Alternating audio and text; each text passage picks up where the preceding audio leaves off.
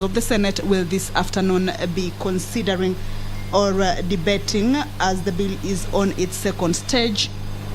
A further look at what this particular bill says is that county governments are allocated equitable share of revenue, which is an unconditional allocation to enable counties have autonomy to plan, to budget, and to implement development projects based on county priorities and account for the same.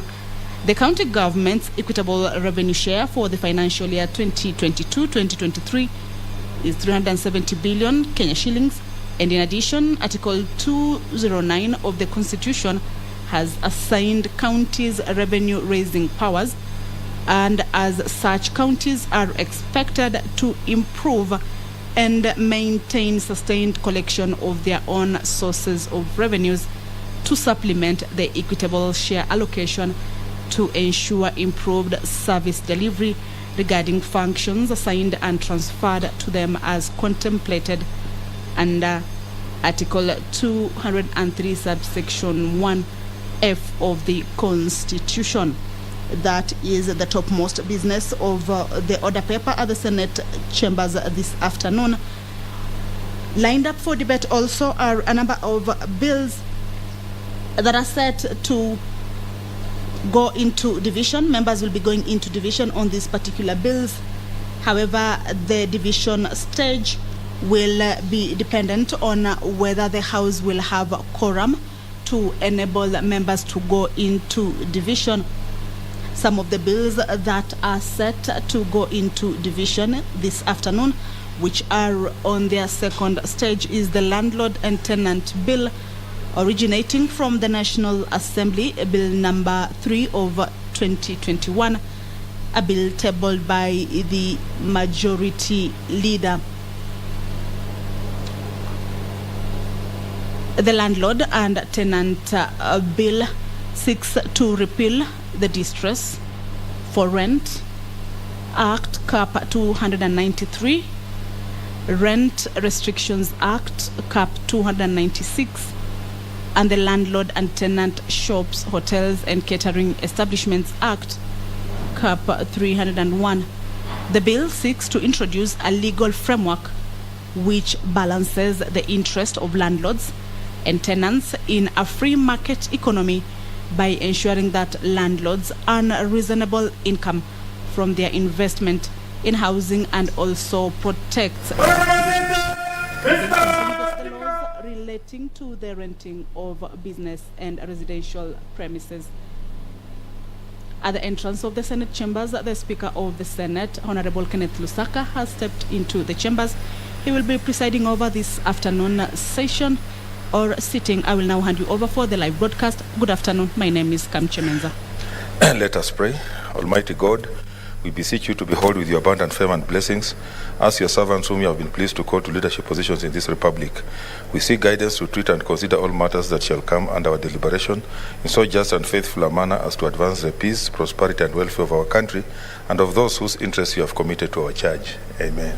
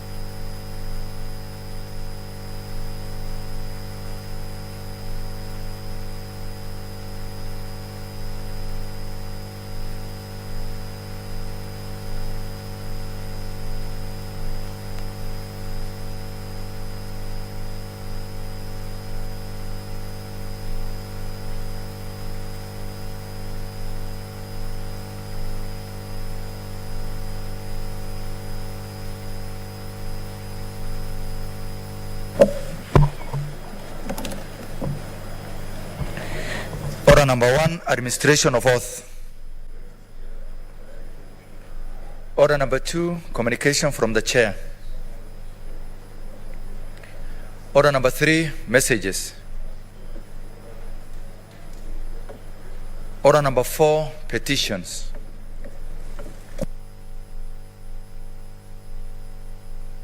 Petition by cohesion. Chairperson, national cohesion, equal opportunities, regional integration. They are not there. We defer. Next order.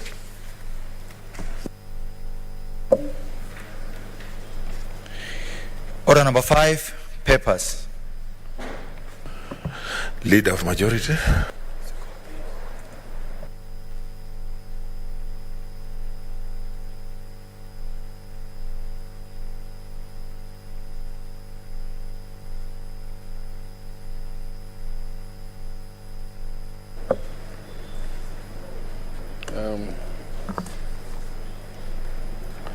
Mr. Speaker, sir, I beg to lay the following papers on the table of the Senate today, 11th May 2022. 1.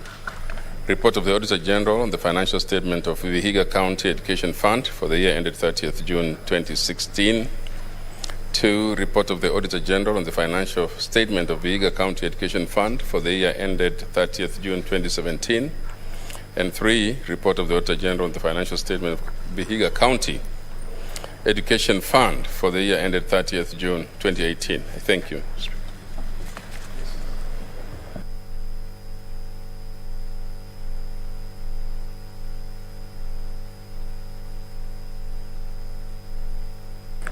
Yeah, next order.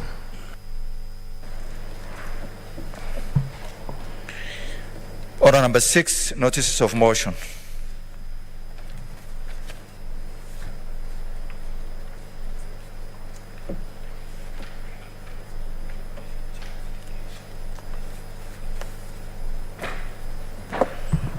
Chair Education. Okay, Chairperson Sessional Committee on Delegated Legislation. Thank you, Mr. Speaker.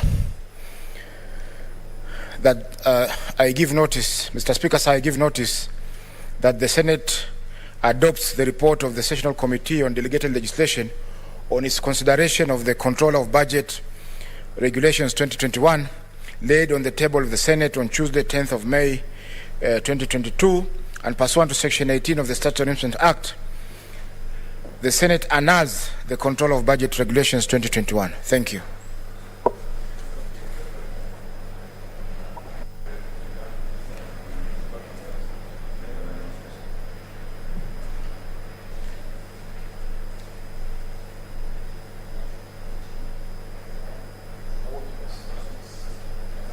Okay. Chair Education or the Vice.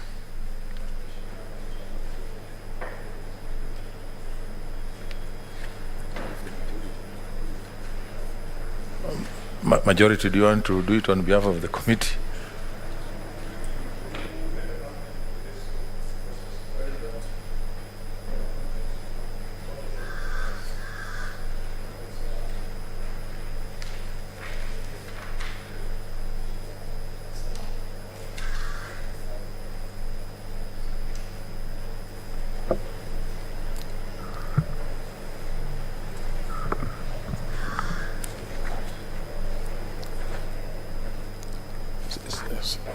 Mr. Speaker, sir, I beg to give notice of the following motion: that the Senate adopts the report of the Standing Committee on Education on the inquiry into early childhood development education, ECDE, landscape in the country, laid on the table of the Senate on Tuesday, the 10th May 2022.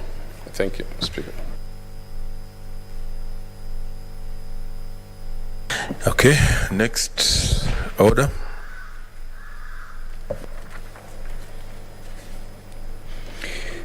Order number 7, statements.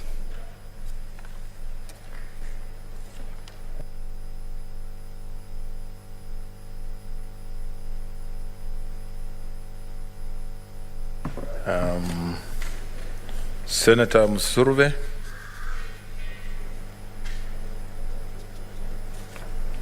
Another one, yes, for here. Okay. Mr. Speaker, she had requested for me to read on her behalf.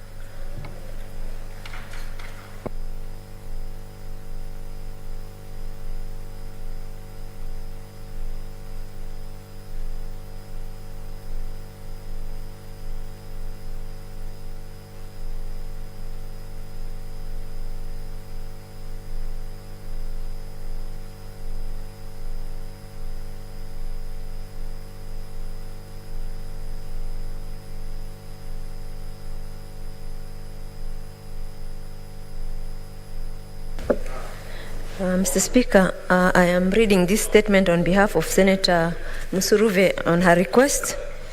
Mr. Speaker, sir, I rise pursuant to Standing Order 47.1 to make a statement on a matter of general topical concern, namely the World Press Freedom Day.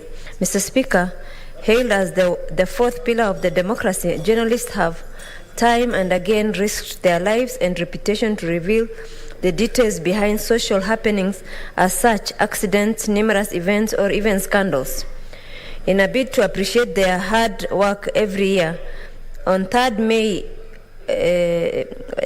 of May is observed as World Press Freedom Day. Mr. Speaker, the special day celebrates the spirit of journalism and recognizes the dedication of journalists towards ensuring an informed populace. This is a day and an opportunity to celebrate the fundamental principles of press freedom, assess the state of the press freedom across the globe, defend the attacks on media independence, and pay tribute to journalists who sacrifice their lives in line of duty. This year's theme, Journalism Under Digital Siege. The theme highlights the ways that endanger journalism and its consequences on public trust over digital communication. It focuses on risk faced by journalists as a result of their surveillance and digital mediated attacks. Mr. Speaker, sir, as we celebrate this day, it is important to realize that our press freedom is one of the surest way of ensuring that there is some sense of security for all. Press has a major role to play in society, that is, gathering and dissemination of information. The purpose of the free press is to ensure that people are free to receive and convey information that is not manipulated or serving a particular person, entity, or interest. Mr. Speaker, sir, as we mark this day, I want to take this opportunity to applaud our remarkable journalists, reporters, John Alanamu, who won the CNN MultiChoice Africa Journalists Award in 2009, was influenced on covering post-election violence and exposed corruption in high echoes of powers. He has exposed other ills in the society, including but not limited to terrorism, drug trafficking, and also celebrated is Jeff Koinange, who has hosted many invigorating shows on Kenya television and shows in Kenya. Honorable Muhammad Ali, who has risked his life many times due to investigative journalism, as well as other noteworthy journalists like Julie Gishuru, Johnson Mwakazi, Victoria Rubadiri, Kwenda Upenda, Makau Mutua, and Grace Kuria, among others. Mr. Speaker, sir, although journalism reporters play a big role in the society, they face myriad of challenges. These challenges include intimidation, physical or cyberbullying, surveillance, kidnapping, threats, arbitrary arrest, assault, and lack of access to public facilities, authorities, or data. As we mark the World Free Press Day, I would like to call upon the media houses and owners to ensure protection, security of all media personnel while on duty, provide attractive pegs for members of the fourth estate, have a benefiting insurance cover for reporters, especially investigative journalists, ensure adequate cover and security, especially during the electioneering period and while covering other sensitive issues, and allow media personnel the latitude of reporting without any fear of intimidation. I call upon the county governments to partner with the media fraternity in guaranteeing dissemination of balanced, impartial information at a country level with a view of ensuring national goals and other values reach everyone and all citizenry is well informed. I thank you, Mr. Speaker. Senator Bogisho.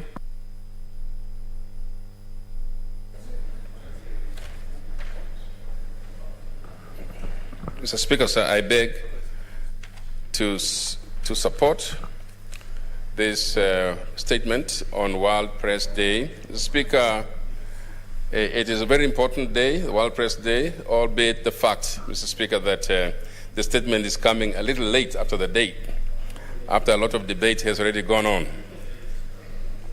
Mr. Speaker, I must commend Honorable Senator Musurube for her insistence on reminding us of these days that are marked all over the world, Mr. Speaker.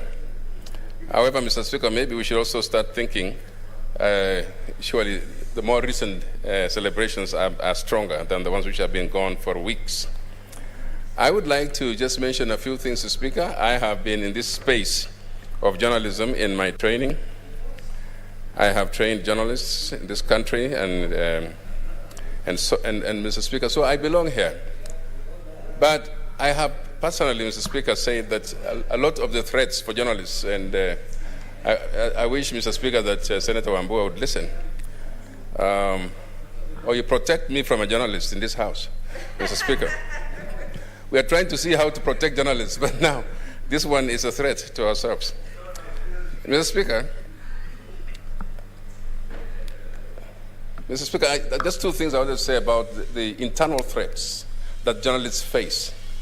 It's not necessarily external. It's not necessarily from being imprisoned or threatened.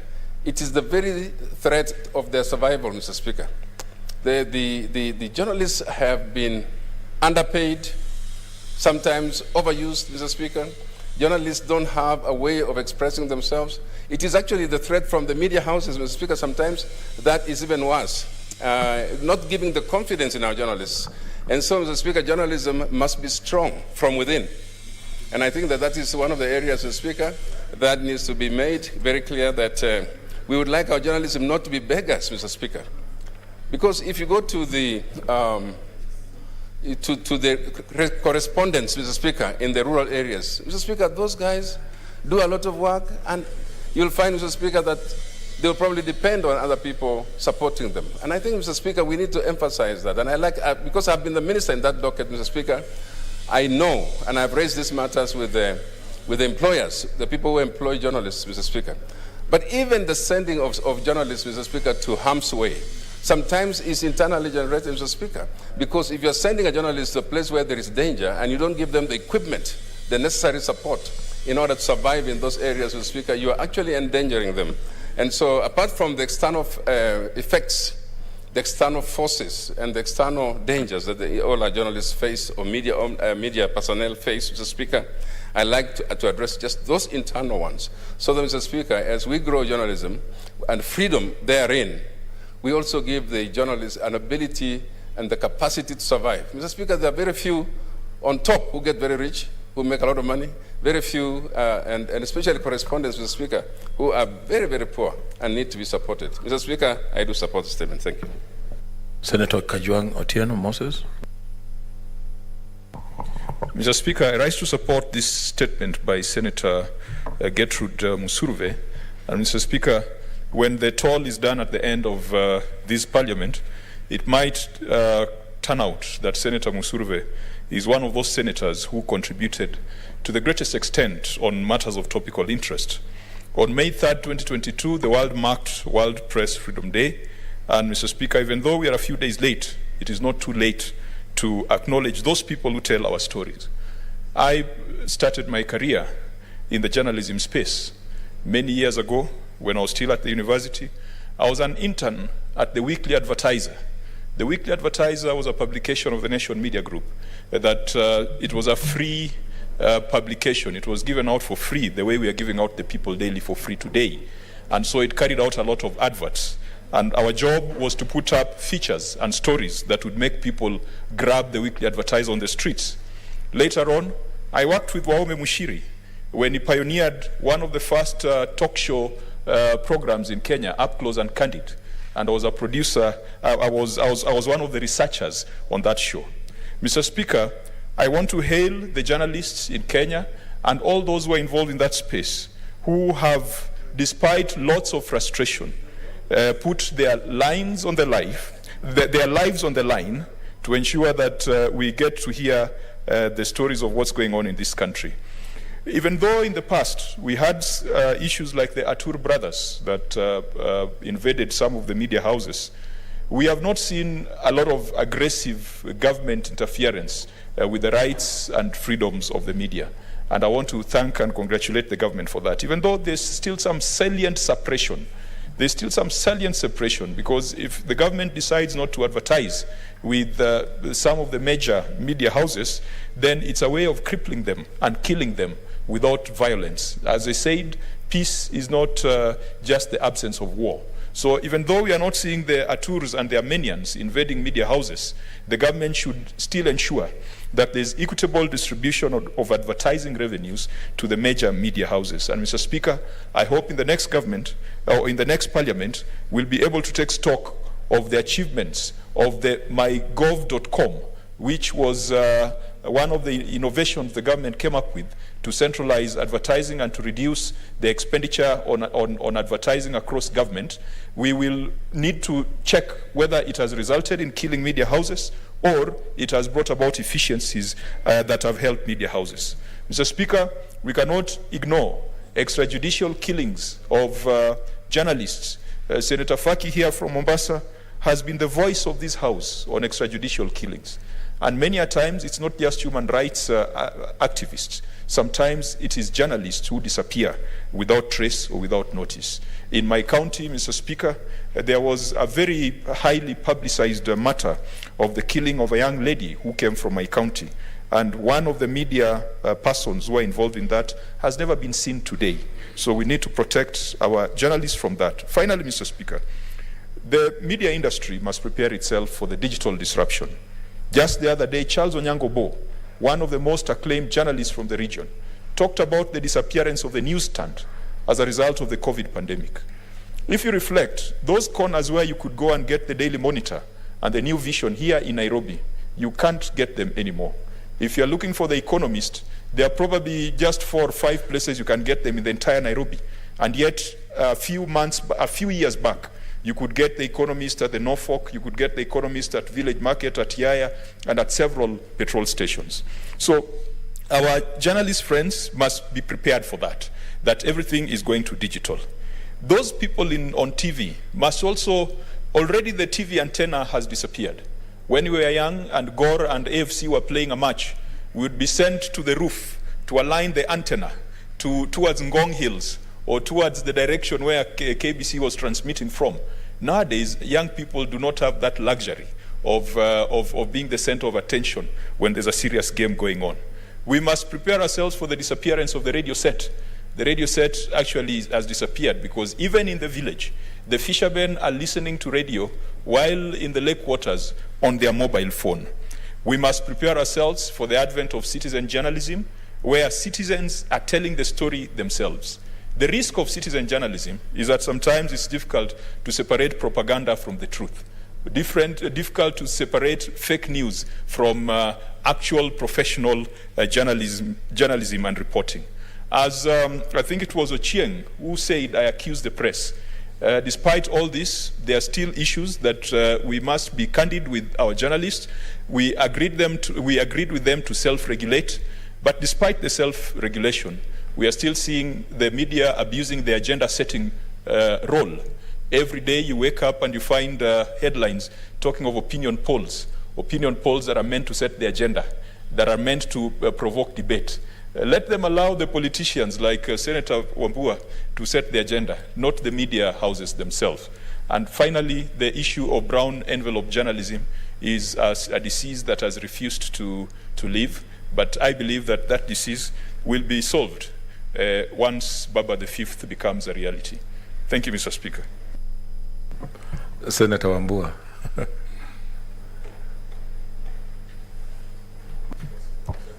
Speaker, I thank you for this opportunity to add my voice to the statement by Senator Musurve on the World Press Freedom Day. The Speaker, it should be remembered that yours truly is a journalist by training and practice in this country. And I want to join my colleagues, both locally in the region and across the globe, to celebrate this day that is celebrated on the 3rd of May. We are a bit late, but it's never too late, Mr. Speaker. Mr. Speaker, I'll begin by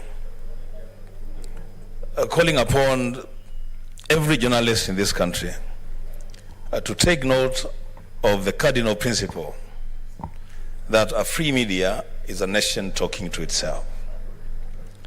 And that, Mr. Speaker, the responsibility of a journalist who works in any media house, whether electronic, print, or virtual, is a duty to inform, to educate, and to entertain.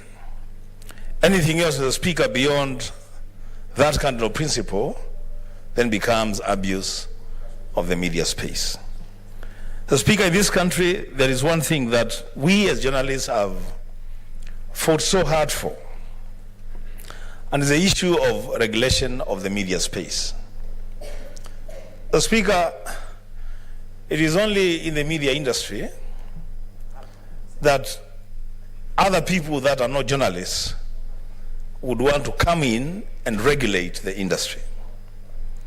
You will never see a journalist going to an association of medics or an association of teachers or an association of lawyers and try to regulate their operations.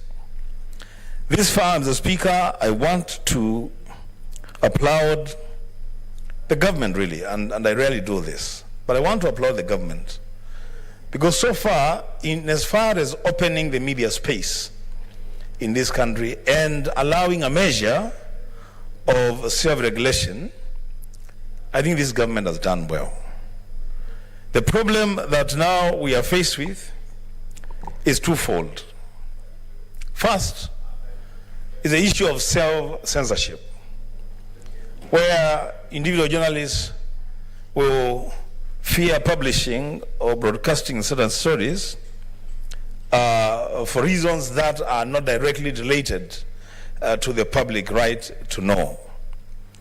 And the other challenge that we face today in the media space in this country is quite in line with the theme of this year's World Press Freedom Day, which is journalism under digital siege.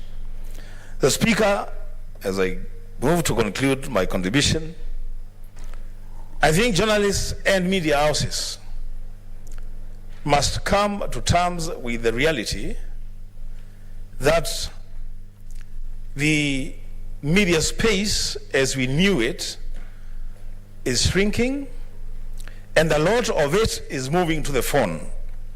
So there will be need for innovation by media houses to know that it doesn't make any sense these days to get a story and hope that you break that story the following day in a newspaper. The media houses and journalists must now invest heavily in investigative journalism. Otherwise, by the time newspapers are coming out the following day, by the time it is 2 hours to primetime news, the story that you wanted to sell or publish has already been spread across the nation through the phone. Lastly, Mr. Speaker, and this is important, especially in Kenya, continuously we must continue to draw the line in media houses between commercial interests and the right of the public to know. I know of many, many cases where journalists have been unable to publish even very well-researched investigative pieces to protect commercial interests because some organizations, some institutions have huge budgets for advertising.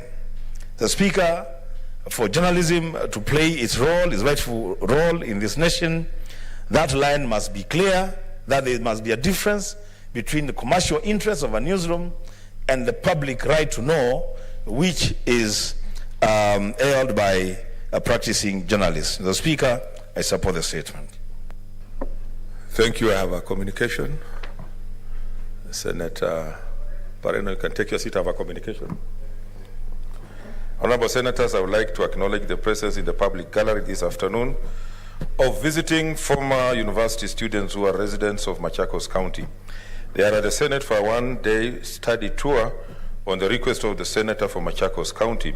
Honorable Senators, in our usual tradition of receiving and welcoming visitors to Parliament, I extend a warm welcome to them, and on behalf of the Senate and on my own behalf, wish them a fruitful visit. I thank you. Senator Kajwang. Mr. Speaker, as is the tradition of this House, I would love to join you in welcoming the students from Machakos County. The only problem is that we cannot see them. Mr. Speaker, they were up here, the public gallery. Thank you, Mr. Speaker. In that case, I join you in welcoming the students from Machakos and in congratulating the Senator for Machakos, who is one of the newest entrants to this House, for inviting these students to this House. And I do believe and I do pray that either of them sitting in that gallery will one day be sitting on the floor of this House and will be addressing the nation from the floor of this House. Karibuni, and Mr. Speaker, I join you. Thank you so much. Senator Farhia. Thank you, Mr. Speaker. I also wish to join you in welcoming the delegation from a student from Machakos. I want to let them know that they have a great senator in this House who overrepresents them, in fact, and does a lot of contribution, a lot of oversight on the counties. And it is my request on behalf of the senator from Machakos, when the election comes, you support her in getting back to this House, because she does a great job. I thank you, Mr. Speaker. Senator Wambua. I thank you, Mr. Speaker, once again, and would like to join you and my colleagues to warmly welcome the visiting delegation of former university students from Machakos County. Mr. Speaker, I do this on my own behalf, on behalf of the great people of Kitui County, and standing in the gap for my sister, Senator Agnes Kavindu Mudhama, to tell the visiting delegation welcome. And as Senator Faria has alluded, Senator Kavindu Mudhama is actually the latest elected senator in this House. She has been here for barely 1.5 years, and she has distinguished herself as a true servant of the people of Machakos County. So my message to the people of Machakos County, through the delegation that has come, please find it in your heart to give Senator Kavindu another chance to come and serve you in this Senate. I thank you, Mr. Speaker. Senator Mwenye Haji Mohamed Faki. Asante pia mimi Mheshimiwa Speaker, na jiunga naye kuwakaribisha wageni kutoka Machakos katika bunge la Senate, na karibuni, na pia tuampongeza seneta wenu Senator Agnes Kavindu Mudhama kwa kuweza kualika ili muweze kuona bunge la Senate linafanya kazi gani. Senator Mudhama ni naibu wa mwenyekiti wangu katika kamati ya kanuni, yani delegated legislation, na anafanya kazi nzuri sana. Kwa hivyo ni wajibu wetu sisi pia kumuunga mkono wakati ana issue zake, na vile vile pia wakati anapokwenda kujiunga na Wakenya wengine katika kushiriki katika uchaguzi mkuu tarehe 9 mwezi wa 8 mwaka huu. Tunamtakia kila la heri na tuwaomba wakazi wa Machakos mumregeshe tena, kwa sababu amefanya kazi kwa mwaka mmoja peke yake na kazi yake si mbaya. Asante Mheshimiwa Speaker. Thank you so much. Next order. We have statements. We have a statement by Senator Musuruve online. Thank you, Honorable Speaker, for giving me this opportunity. Mr. Speaker, sir, I write person standing order number 37-1 to make a statement on a matter of general topic concerned only Mother's Day. Mr. Speaker, sir, celebrations of mothers can be traced back to the ancient Greeks and Romans who held festivals in honor of the mother goddess Rhea and Cybele, but the origins of Mother's Day as we now know it dates back to the 19th century. It can be traced back to 1907 when Anna Jarvis wanted to mark the death of her mother, Anne Reeves Jarvis, an artist who cared for injured soldiers from both sides during the American Civil War. Following her mother's death in 1905, Anna Jarvis conceived of Mother's Day as a way of honoring the sacrifices mothers made for their children. Mr. Speaker, sir, the first official Mother's Day celebration was held in Grafton, West Virginia in May 1908. After initial success at the local level, Jarvis set her sights on making the day a national affair.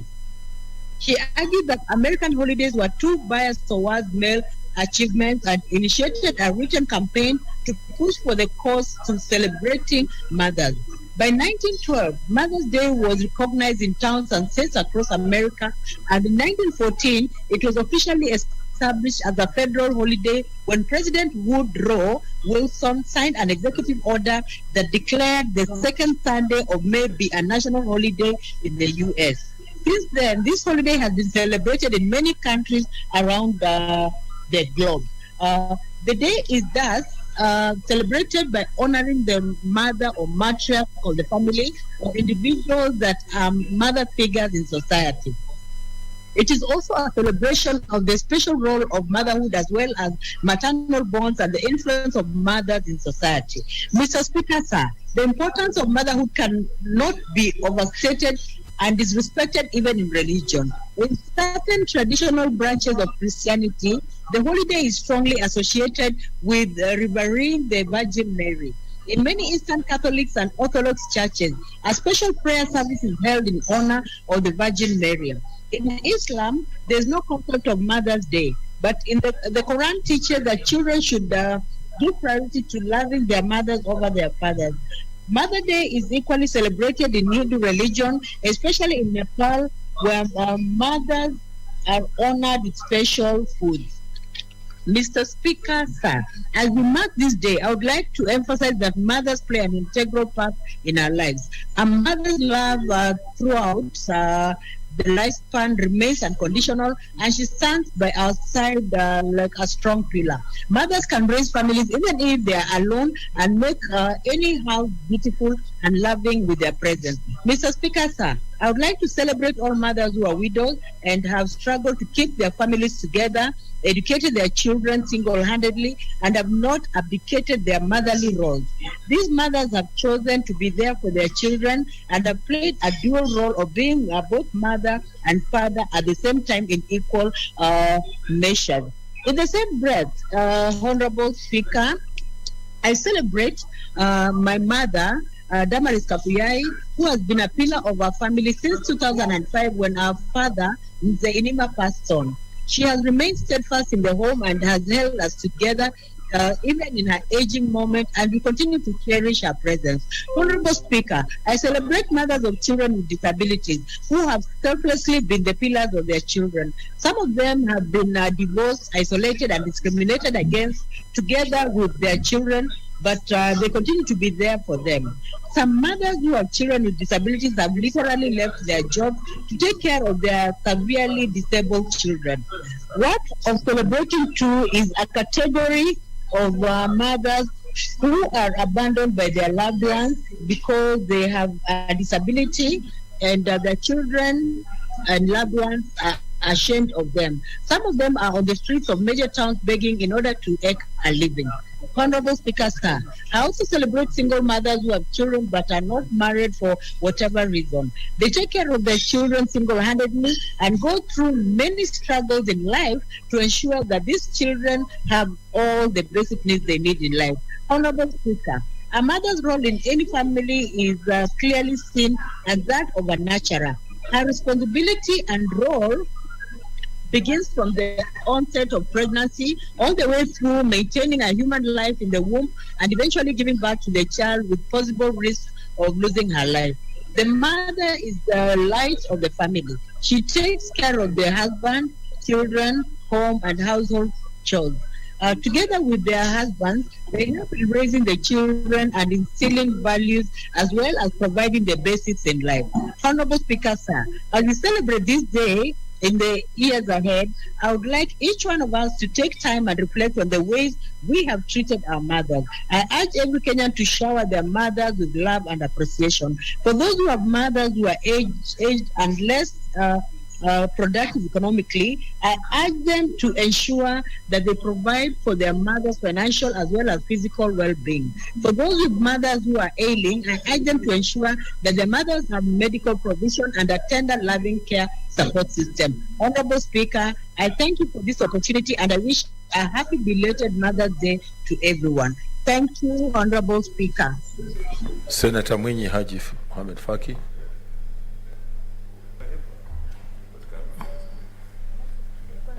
Mr. Speaker, I hadn't pressed the button. Thank you. Okay, next order.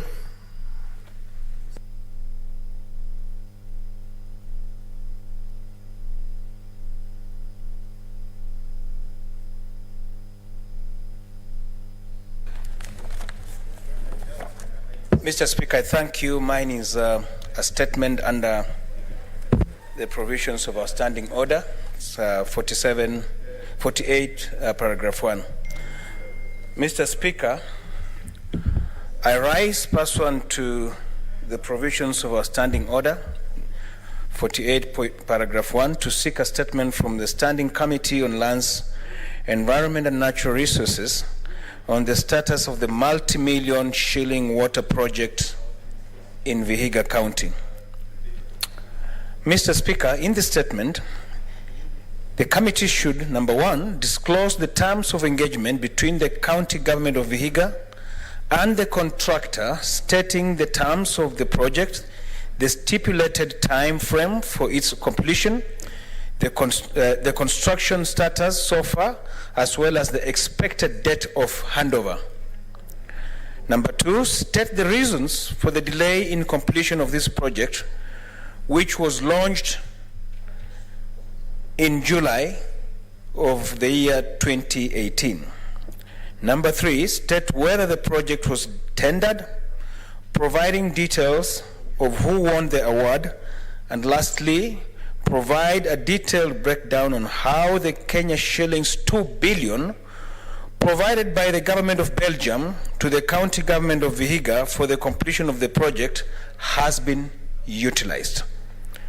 Mr. Speaker, this is a very important statement for the people of Vihiga. We are aware that the government of Belgium sponsored this project and gave a total of about 2 billion for the implementation of the same. And Mr. Speaker, 4 years down the road, the people of Vihiga still do not have water. So it is absolutely important for the Committee on Lands and Natural Resources to give us a response in the stipulated time so that the people of Vihiga can know exactly where they stand in terms of a provision of clean piped water, which was fully paid for, Mr. Speaker. Thank you.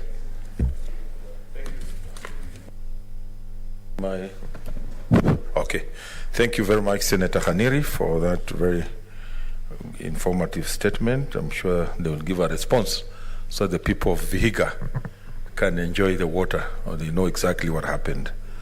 Chairperson Standing Committee on Energy. Don't see anybody. We defer. Huh?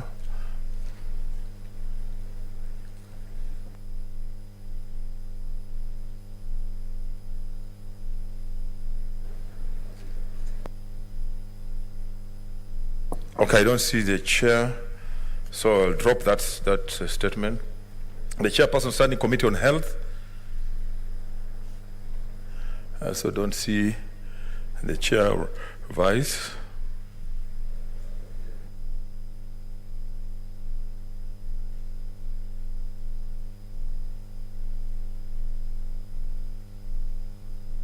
A Chairperson Standing Committee Information and Technology.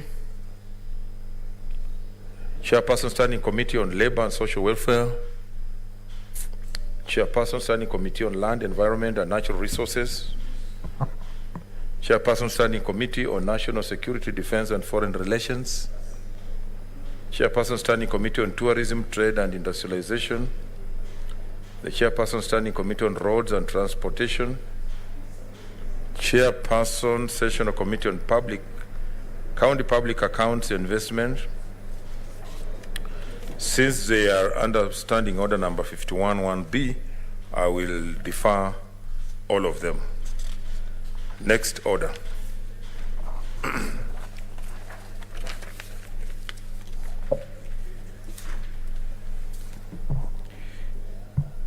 Order number 8, the County Allocation of Revenue Bill, Senate Bills number 1 of 2022.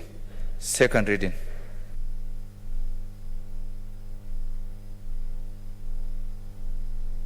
Senator Farihia on behalf of the committee.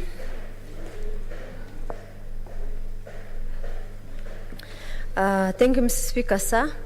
I beg to move that the County Allocation of Revenue Bill, Senate Bill number 1 of 2022 be read as a second time. Mr. Speaker, the County Allocation of Revenue Bill was introduced into the Senate pursuant to the provisions of Standing Order 182-1 of the Senate Standing Orders. The bill is sponsored by the Standing Committee on Finance and Budget.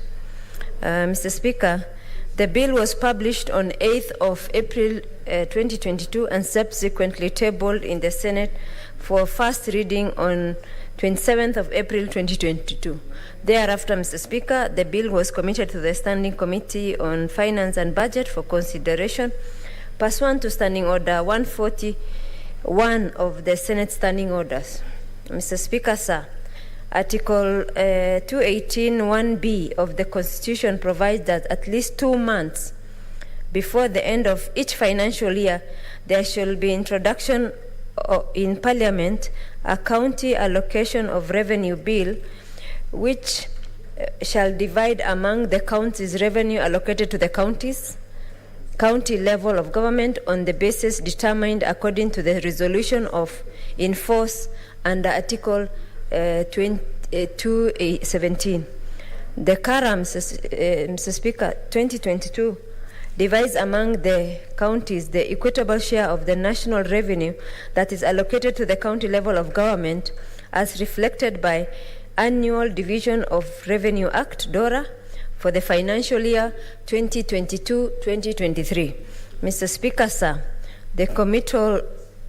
upon the committal, the committee invited members of the public and stakeholders inter, the National Treasury, Commission on Revenue Allocation, Council of Governors, the County Assembly Forum, the Society of Clerks at the table, SOCAT, to submit their comments on the bill. The committee also invited non-state actors who provided quite insightful views regarding the content of the bill. Mr. Speaker, sir, the principal object of the bill is for allocation among counties, the share of revenue that is annually allocated to the county level of government for the next financial year 2022-2023 facilitate the transfer of county allocations from the consolidated fund to the respective county revenue funds. Mr. Speaker, sir, pursuant to Article 217 of the Constitution, the Senate in September 2020, approved the third basis of revenue sharing among counties of the national revenue allocated to the county level of government. Further, Mr. Speaker, Article 96(3) of the Constitution requires that Senate determine the allocation of national revenue among counties.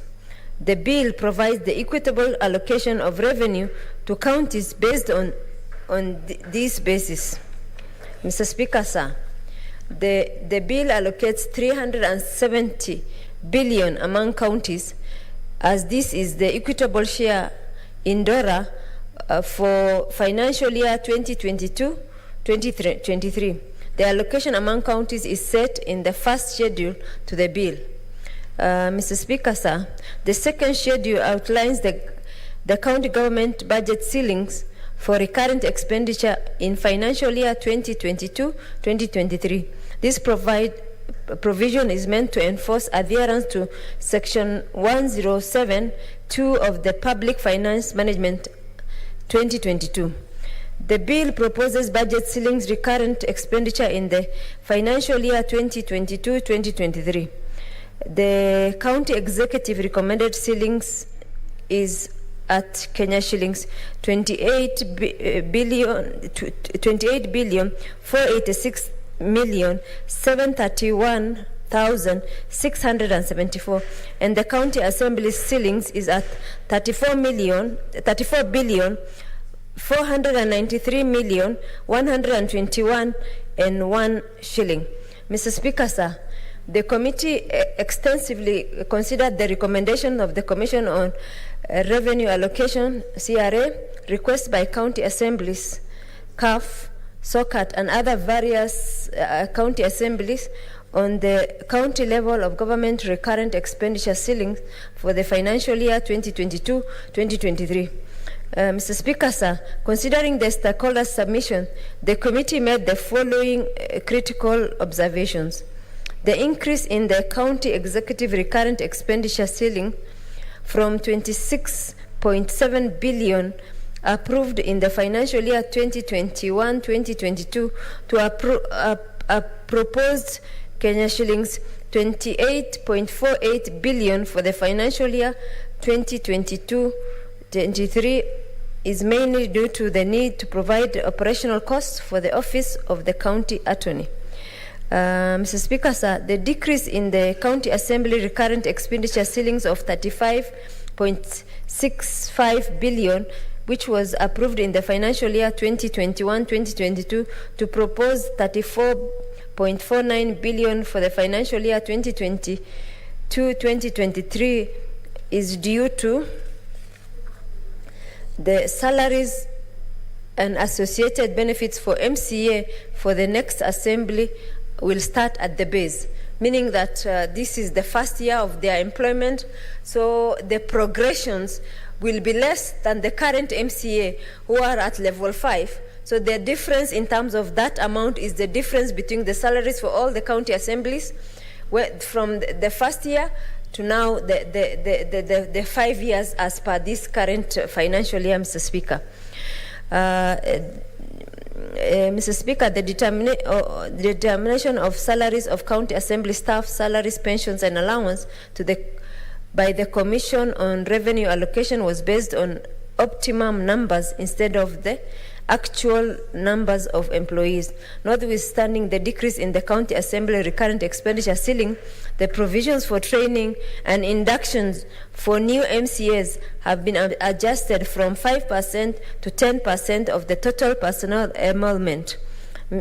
The Kenya Revenue Authority penalizes county governments for delay in filing pay-as-you-earn returns, even though the delay is occasioned by late payment of employees' salaries and due to the delay by the National Treasury disbursement of equitable share. Mr. Speaker, I think payee, as the term indicates, It's called pay as you earn. And you can't pay taxes where no salary was paid because of late disbursement by National Treasury.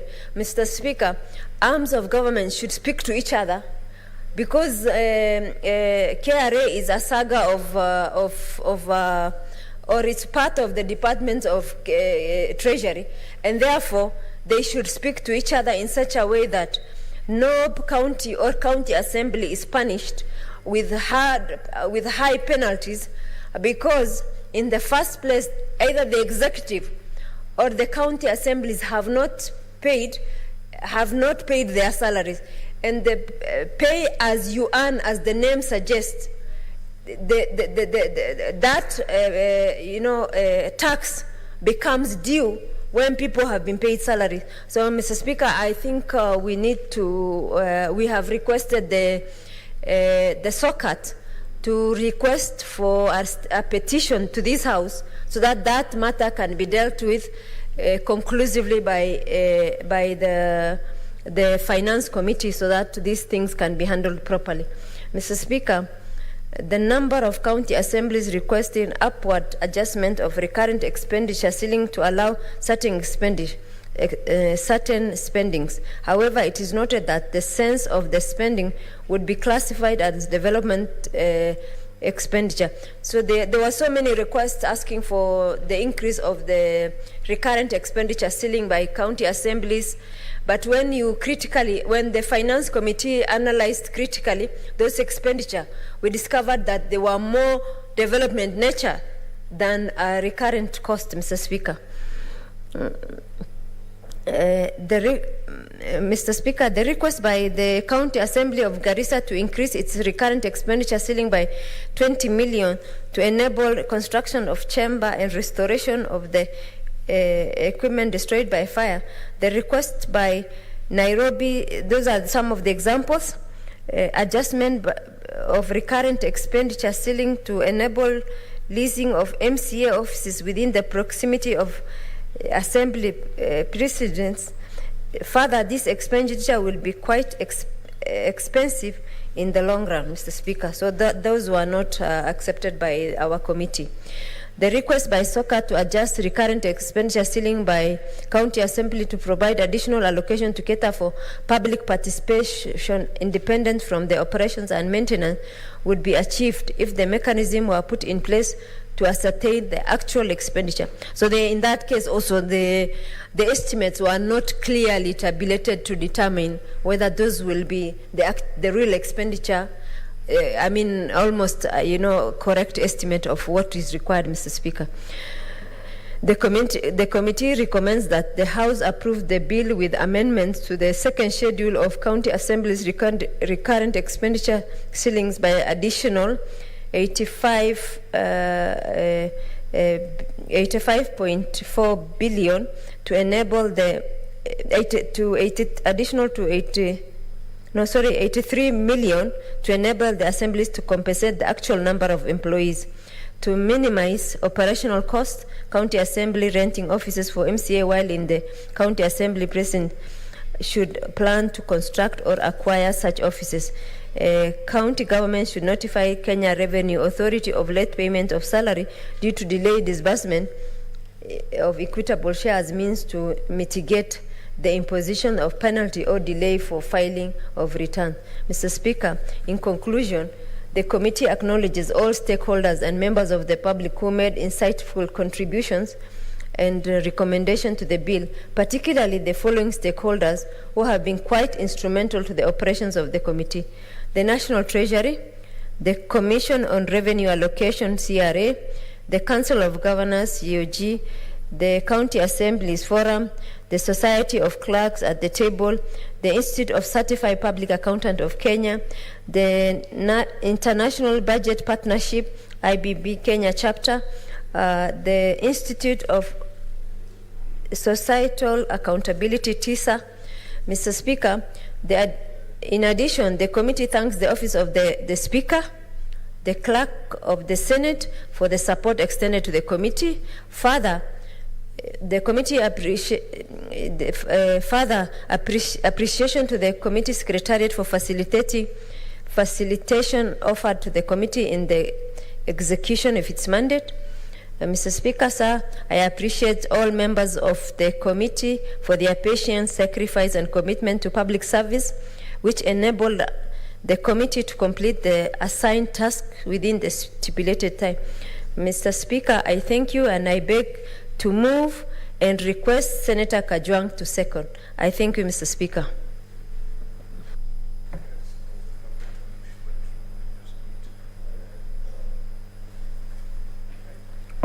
Mr. Speaker, I rise to second and to support the county allocation of revenue bill that has been moved by the leader of majority. Mr. Speaker, when this House passed the division of revenue bill, which was later assented to, we agreed that the county governments would share 370 billion. Getting to 370 billion was not a walk in the park. It cost this House several weeks of deliberation. It cost this House many, many days of brinkmanship to force the national government to cede ground to county governments. If you do recall, Mr. Speaker, county governments were stuck at 320 billion. And when we got into the debate on the third basis for revenue sharing, we realized that county governments could get more. And as a result of the fight of this House, counties got 50 billion shillings more. It is noteworthy that the allocation to counties has remained stagnant in 2 financial years. And that has been explained by the difficulties that the economy is facing during the COVID pandemic and the post-COVID recovery phase, the pressure on debt, and other fiscal deficit matters. Mr. Speaker, if some of the legislative proposals that this House had passed, I do recall this House passed the draft amendment to, or the bill that was proposing to amend the Constitution to allocate at least 35% of national revenues to county governments, then we'd be talking of a completely different amount. We'd be talking of figures close to 500 billion going to county governments. Mr. Speaker, this money that today we are sharing amongst the 47 counties will go to counties at a time when we are in transition. These are transitional allocations because the financial year will start sometime in July and elections will be held in August. And so the new governors who will be running these counties will get to work in August or September, having had the previous governors manage this budget for 1 or 2 months. Mr. Speaker, it is important that the Finance Committee and this House pronounces itself on the matter of pending bills. If all counties have received their allocations, why should any county hand over pending bills to another government? And in the few days that are remaining in the life of this House, there are 2 things that we must deal with: the issue of pending bills and the issue of delayed remittances to counties. We should not leave this House when there is any money that is owed to a county government that is against the disbursement schedule that this House has passed. We should not leave this House when there's a county that is still reporting billions of shillings in pending bills. When I read the Finance Committee report, even county assemblies now have pending bills. I saw Busia County Assembly saying that their ceiling needs to be raised to take into account certain pending bills coming from the county assembly. Why on earth would a county assembly have pending bills when the county assembly makes requisitions on the basis of a budget that has already been approved? Mr. Speaker, we will do this House and this nation great service if we sorted out this matter. Just last week, we had a meeting with contractors in Homa Bay County, and they're extremely concerned that the county government is shutting down without having paid their pending bills, some of which are running into billions of shillings. And the fear is when you have a new administration taking over, the first thing they do is to set up a task force to verify the pending bills of the previous government. And this takes time. And if a contractor was seen to have been close to the outgoing governor, Mr. Speaker, chances are that they are not going to be paid. We have seen this. We now have experience. We have seen it from the first transition. Let this House not allow that situation to apply in the second transition for county governments. Mr. Speaker, this House has a responsibility to oversight the 370 billion that today we are proposing to divide amongst county governments. Our experience in oversight of financial matters, Mr. Speaker, probably if you are to get a scorecard, it would not be a very favorable one. All of us senators here, I am sure that every time you go back to your counties to ask for a fresh term or to ask for another mandate, you will be asked what you did as far as financial management in your respective county is concerned. Mr. Speaker, I have been told that this House has been very elegant in representation and speaking good English. This House has been very elegant in legislation. But I'm told this House has failed Kenyans when it comes to financial oversight. And that is because of the inadequacy of the tools that we possess as a House. Mr. Speaker, I want to propose that going forward in the next Senate, let us go for value for money-based oversight rather than transaction-based oversight. For the last 10 years, we've been looking at numbers and crunching numbers, looking at transactions and asking why they are not in IFMIS or why they're in IFMIS, looking at procurement processes and asking why you procured big ball pens when you could have procured other types of pens. Mr. Speaker, that is not the business of this House. That is the business of the auditors in counties, and every county has internal auditors. That is the business of internal audit committees in counties. That is the business of county assemblies. This House must come back refreshed and re-energized to start asking these questions. If county governments have cumulatively received 2.7 trillion Kenya shillings, because with this allocation, we are going to push the allocation to county governments to 2.7 trillion. We must ask ourselves how much of that money has gone into health. And if it is health, it is not just payment of salaries. It should be the infrastructure and the systems and services involved in healthcare provision. How much of that has gone into roads? How much has gone into agriculture? And that, my colleagues, those who will come back to this House, I plead that let that be the focus of our oversight, rather than just calling our governors here to ask them why numbers are not adding up. Let us query them on what they have put in the devolved functions and what outcome and what impact that is making in the lives of our people. Mr. Speaker, earlier in this House, in the term of this House, we came up with a fiduciary risk report or a fiduciary risk approach to looking at some of these issues coming from the counties.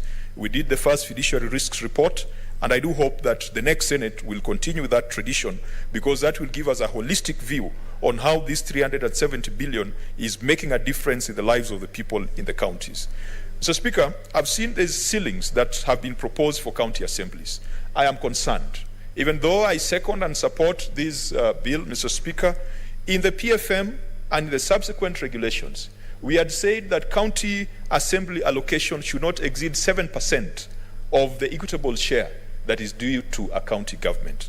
With time, county assemblies have petitioned Senate, and they've cried out against county executives that have been seemingly denying them funds to do things. Right now, if you look at what has been proposed as ceilings for county assemblies, it is close to 10% of what is going to county governments. In some counties, it is close to 13%. Mr. Speaker, more money should be going to development. Yes, legislation and representation is important, but at what point did we creep from 7% all the way to 13%? And there is that Peter's principle that says work expands to fit the time allocated. It's the same case with money. The more money you have, the more activities you want to undertake. We must revisit this issue of ceilings. In some county assemblies, it has been the reason for constant fights, constant ouster of clerks and speakers. Mr. Speaker, you do recall at one point the Speaker of the Senate made a decision to go and do an outreach to county assemblies. And Homa Bay was one of the first county assemblies the Speaker had agreed to visit. And then when it came to visiting Homa Bay County Assembly, there was a fight. The Speaker was impeached and members were punching each other. Why? Because they are fighting for the money that is allocated to them. What the Senate has done is to introduce a ceiling that leaves such a big surplus that whoever is the Speaker or the clerk becomes an instant billionaire if they are not checked properly. I hope that the next Senate will look at these ceilings, and I want to thank the Finance Committee for not budging when it comes to the ceilings. We as a House have always supported the county assemblies, but is strengthening county assemblies equivalent to giving more money? I do not believe so. Mr. Speaker, of the 47 county assemblies, it does not make sense for each county assembly to attempt to replicate the Senate. I want to put the proposal that in our regional economic blocks, even county assemblies must start looking at themselves from that perspective. If you are going to get some unique skills, fiscal analysts, for example, forensic auditors, for example, you probably are not going to get 47 of them. But you could organize yourselves, group yourselves, so that some of those skills that are hard to come by, legislative drafters, I don't think we've got enough in this country to serve the 47 county assemblies and to serve the national assemblies. So it is foolhardy to say that each county assembly wants an allocation that can make it look and function like the Senate, because that has always been the argument for increased allocation for county assemblies. Strengthening county assemblies is about the people, it's about the systems, it's about the capacity to deliver. It's not just about money.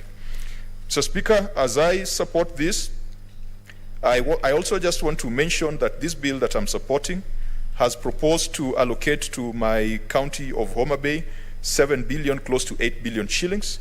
And I'm glad that when I took over as a senator for Homa Bay in the financial year 2014-2015, Homa Bay was only getting 4.9 billion. And so if my scorecard was anything to go by, is that every single year I've sat in this house and I've faithfully participated in the debate on DORA and the debate on CARA.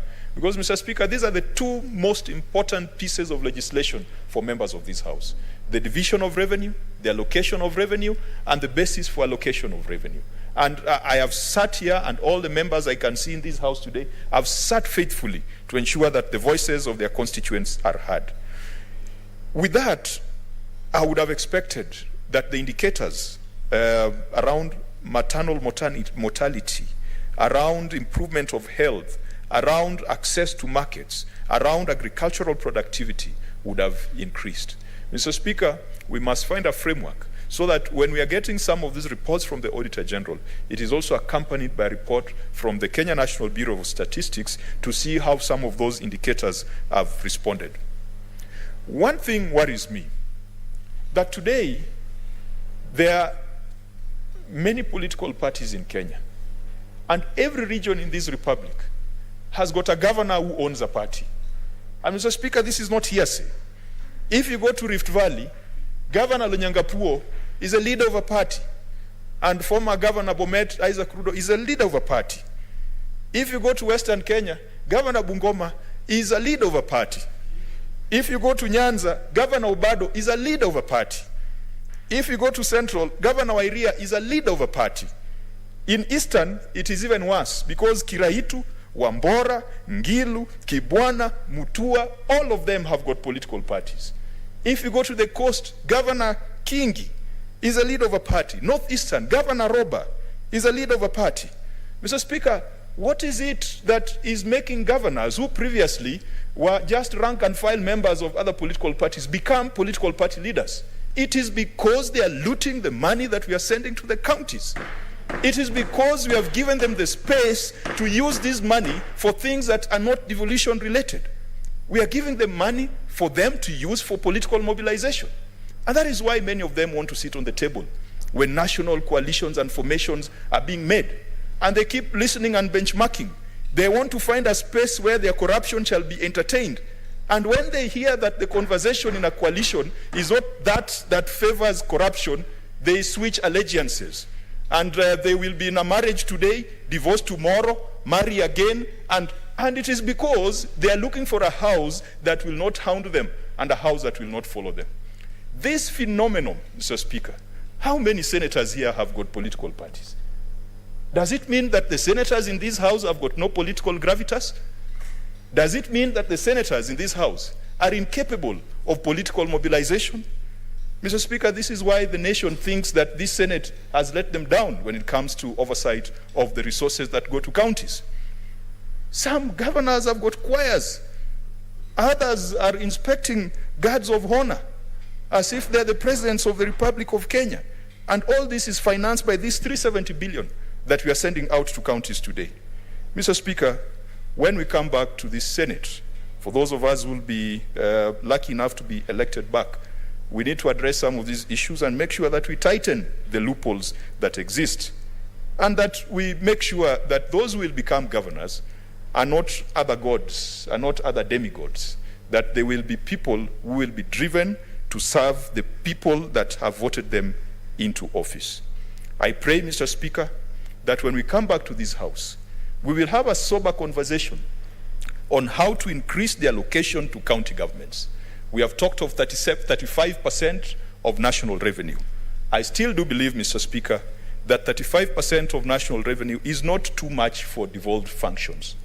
If you have devolved roads, and if you have truly devolved health, and if you've truly devolved agriculture, and if you've truly devolved all those functions in the fourth schedule, 35% is not even enough, Mr. Speaker, to spur that kind of broad-based grassroots productivity that we so desire. Mr. Speaker, when we come back to this House, we could have stricter scrutiny on on-source revenue.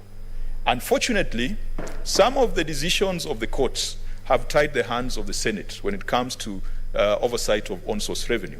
But I want to congratulate the various committees, Public Accounts Committee led by Senator Ochilo, Professor Ngeri, and I was also there before, that we have insisted that any amount of money that appears in a county's consolidated financial statements, the Senate shall oversight it.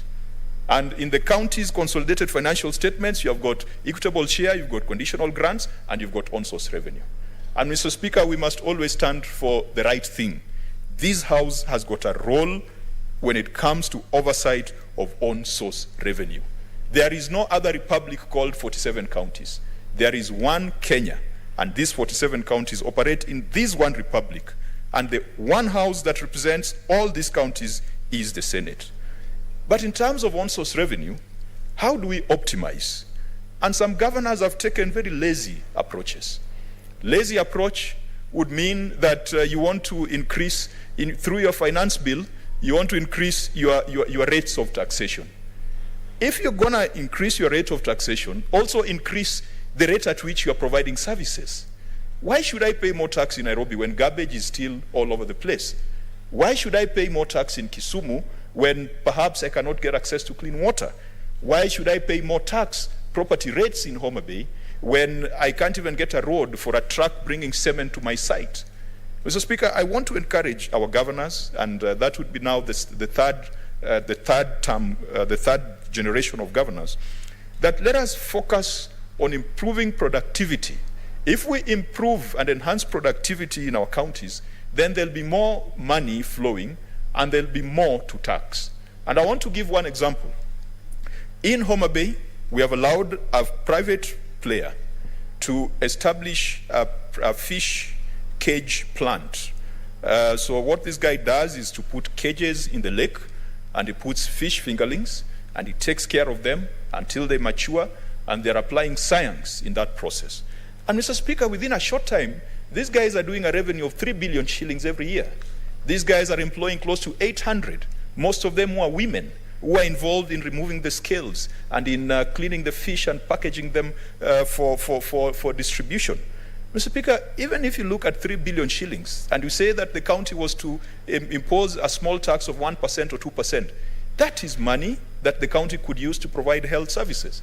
So let us ensure that there is productivity, there is economic activity in our counties, and let us tax on the basis of increased productivity rather than taxing on the basis of increased rates. Everyone is talking of valuation rolls.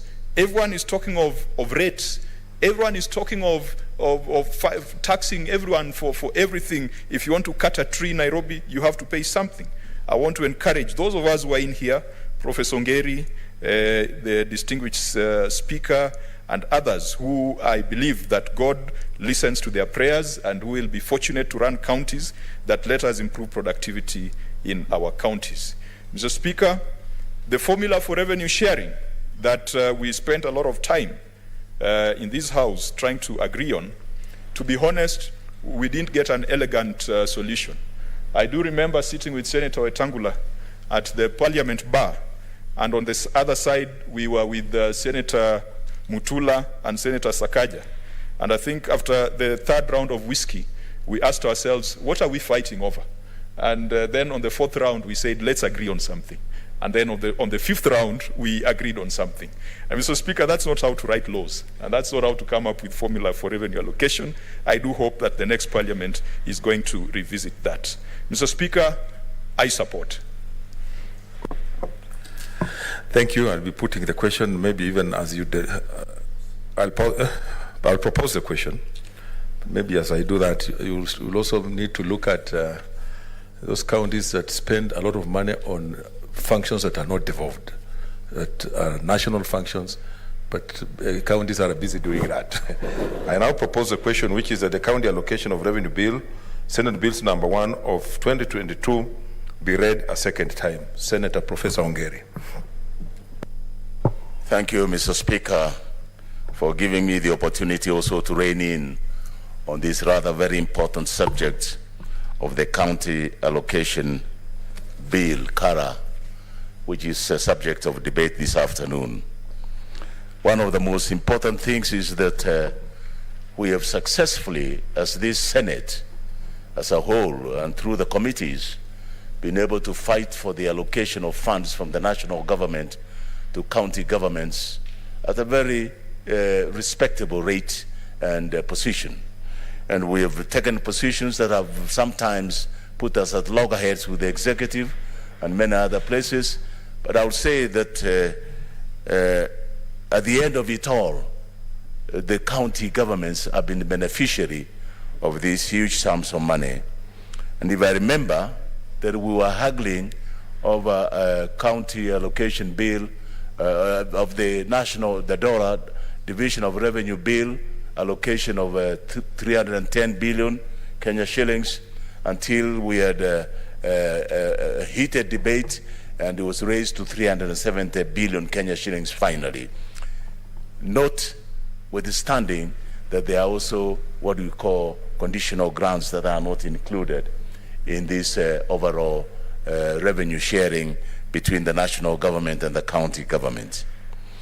One of the most interesting and a very intricate way that the Committee of Finance has been able to analyze and allocate these funds, and I was looking at their report, is that they have finally based the equitable share among the 47 county governments using the formula approved by Parliament in September 2020, which is arrived at by using 1/2 of the equitable share allocated to counties, which is to counties in the financial year 2019-20. It's very intricate. From one year backwards again, and the other year, I believe they were looking for the most suitable way of being able to balance it out. And therefore, the balance of 211 billion out of 370 billion Kenya shillings, after having netted out 158 billion 25,000, to be able to be equitable, shared among all the counties equally. They've now netted out 211 billion 0.75 to cater for population, in accordance with the population, 18%, health 17%, agriculture 10%. And I'll pause there. Mr. Speaker, if you look at the population, some of the counties are highly populated, like Kisii and Nyamira, and I believe Homa Bay and Vihiga. They are very densely populated. They may not be able to have geographical landmass, but in terms of population, they are heavily populated. And unfortunately for us, some of our populations are migratory.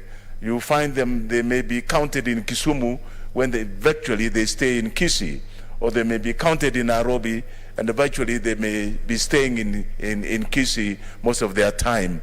And at the time of the census, they were captured when they were in Nairobi or in Mombasa or in Nyeri or wherever they were, Kitale and Eldoret. And therefore, we lose out as a county when it comes to population dynamics. And I would have liked at some stage, those of you who are going to stay in Senate I certainly have my eyes on the ball in Kisii County as a governor, and for the avoidance of doubt, there are those who are thinking that I'm not on the ballot. I'm definitely very much on the ballot, and that should be able to sound a warning that they should stop peddling rumors rather than saying the truth. Sam Ongeri through DAP is in the ballot. But what I was really saying is that population is a very critical factor in the allocation of the resources to any county. Leave alone health, these are fully developed function, but unfortunately what we have seen, almost 90% of the budget is held up in the Ministry of Health, when it should have been devolved to the county governments to be able to use in the health sector area. And agriculture, 10%. Urban 5% and poverty 14%, land area 8%, roads 8% and basic share 20%. The point that I want to make here, Mr. Speaker, is that this is a lot of money once it's properly planned for. Why do I say so? You take, for example, in the case of Kisii, I've been able to look at the chart that Kisii stands to gain a total equitable share of 8,894,274,509. And the county assembly, of course, will have to earn 0.05% of that, which is 3,892,950,000 Kenya shillings. This is a lot of money that can be used to be able to spur development and be able to attract some investments, both the national investments and the international investment to counties, to be able to elevate the economy of the area. And more so in the infrastructure development and in setting up the manufacturing sector, which is a net effect of raising up the GDP of any county and the overall GDP of the nation. I saw the other day that this nation is projected GDP was about 7.5%, and when you analyze that GDP projection, it's really mainly on the infrastructure development, which is on the main highway, the express highway from airport to the other side, to Kiladeshu area and to Westlands area.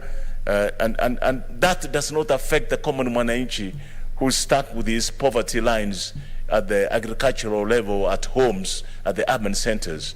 And I would like to see that kind of GDP spread and growth being spread out throughout the sectors of the economy, particularly touching the poor, the very poor that we shall be dealing with, whom we deal with, where we come from as sons and daughters of those poor peasants and poor rich and poor people who are in urban areas, in the urban settings.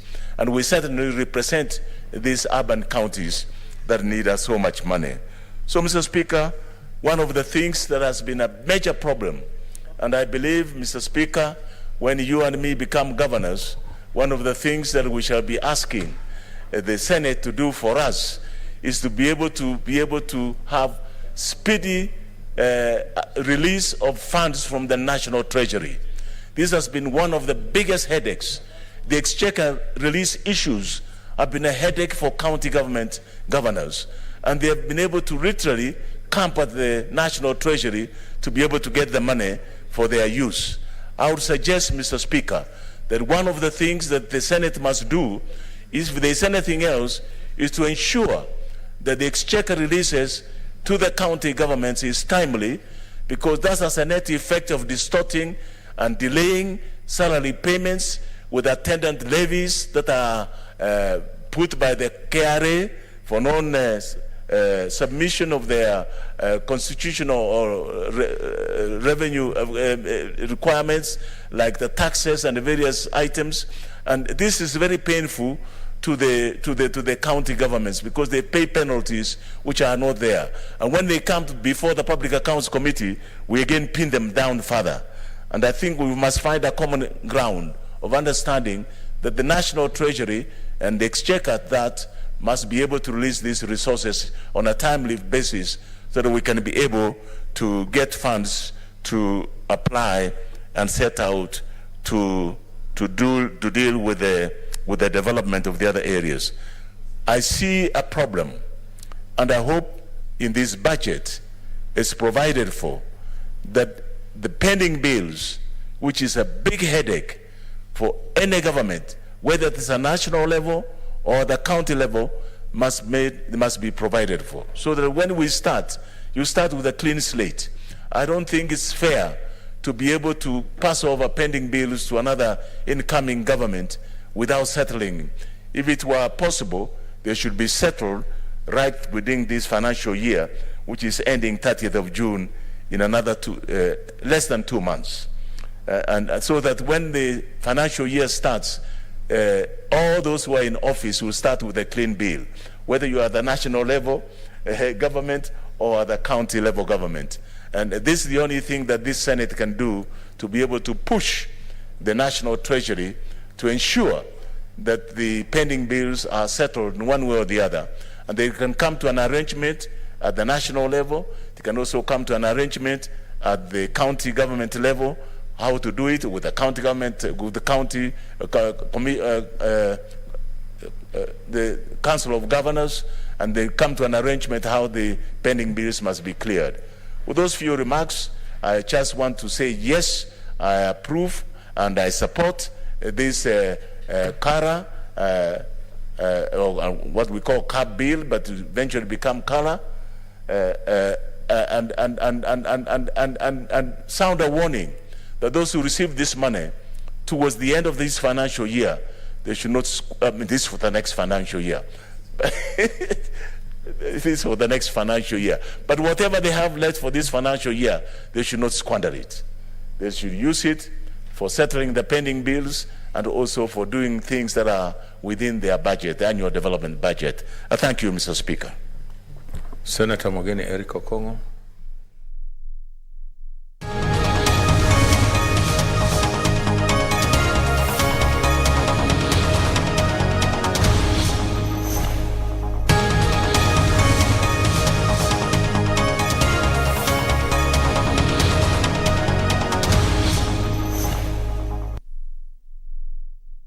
Put the question, which is that clause 1 be part of the bill. Will as many as of that opinion say aye?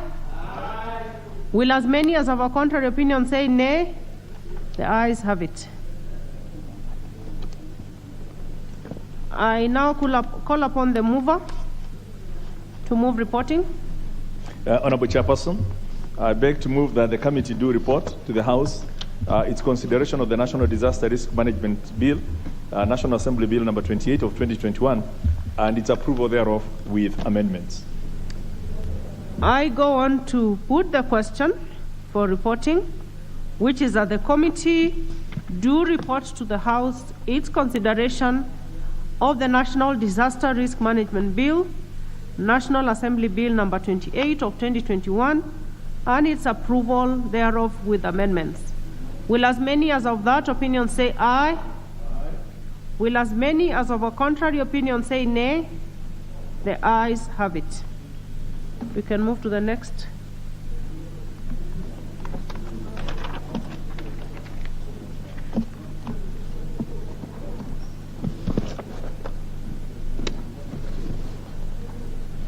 Honorable members, now we will move on to consider the Children Bill, which is National Assembly Bill number 38 of 2021. Clauses 3 and 4.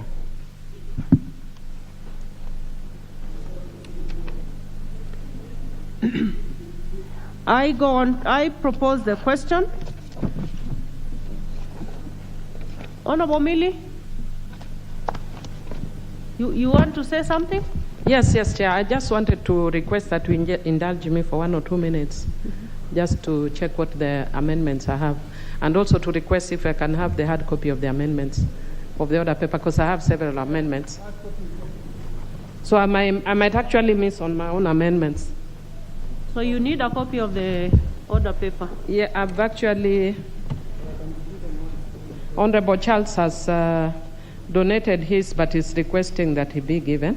And Chair, maybe to enable us, because we have several amendments both by the committee and myself, I was requesting if, when we are moving the amendments, if we could be given the paging so that it enables us to move quickly, because we are hoping to finish this either today or tomorrow. That's okay.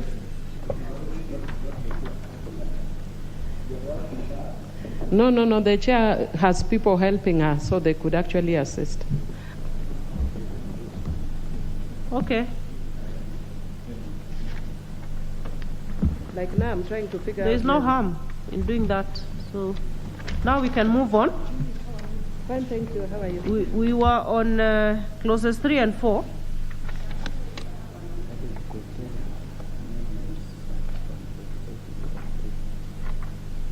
Your amendments start from page 803. Honorable Millie.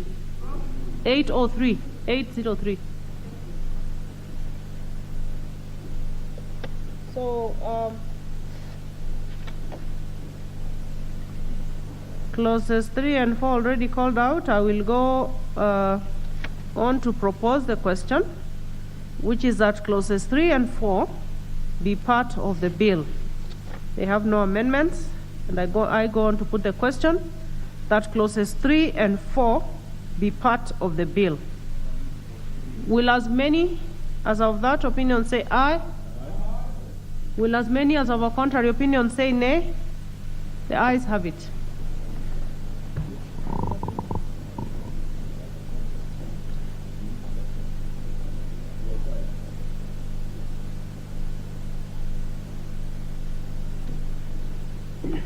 Although the chair has not recorded officially, but you could be struggling with the new clauses. Yeah, the new clauses will be dealt with separately later on. So let's proceed. Clause 5. I propose the question that clause 5 be part of the bill. I call upon the chair to move his amendment. Thank you, Honorable Chair. I wish to propose the amendment for clause 5 as included in the order paper. The justification for this is that children protection goes along with children's right to survive and development. Protection is one of the key pillars of the child rights and enshrined in the UNHCR and Africa Charter, both in which Kenya is a state party. Honorable Speaker, I propose that we make that amendment. I propose the question that clause 5 be amended as proposed by the chair. Honorable Manza. Chair, with the experience of the previous Children Act and a lot of litigation which is generated by children law, Chair, clause 5, the word protection and well-being, you know the rights of the child are supreme, and ordinarily the court's interpretation is usually that they go with the best interest of the child, and I think this amendment reinforces that, and it is very good. It will even help. Thank you. Honorable Millie. Thank you, Chair. Chair, I wish to support that amendment. And Chair, if the chair of the committee would be very keen, I would also be bringing some amendments in relation to that, because children's rights are clustered in 4 categories, and each of them really, when you want to summarize, you put as protection, participation, survival, and I forget which one, the 4th one, but there are 4. And so if we put that, then you don't have to go into specifics of the rights. So, and development, Chair. So I really do support what the chair has done. Thank you.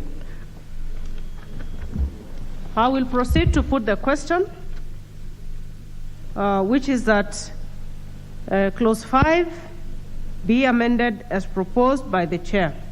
Will as many as of that opinion say aye? Will as many as of a contrary opinion say nay? The ayes have it. I go on to put the final question, that clause 5 as amended be part of the bill. Will as many as of that opinion say aye? Will as many as of a contrary opinion say nay? The ayes have it. Clause 6. I propose the question, which is that clause 6 be part of the bill. Chair?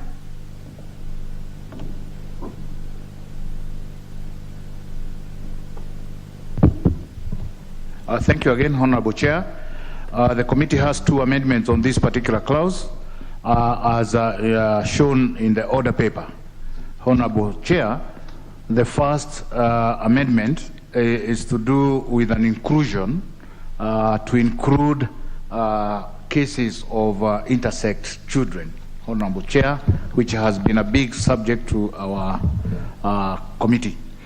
In the second amendment, Honorable Chair, this is a new subclause. The new subclause will give the registrar powers to amend the birth notification and birth certificate forms to cater for intersex children and support government in collecting real-time data on intersex children from birth, Honorable Chair. I propose the question that clause 6 be part of the bill.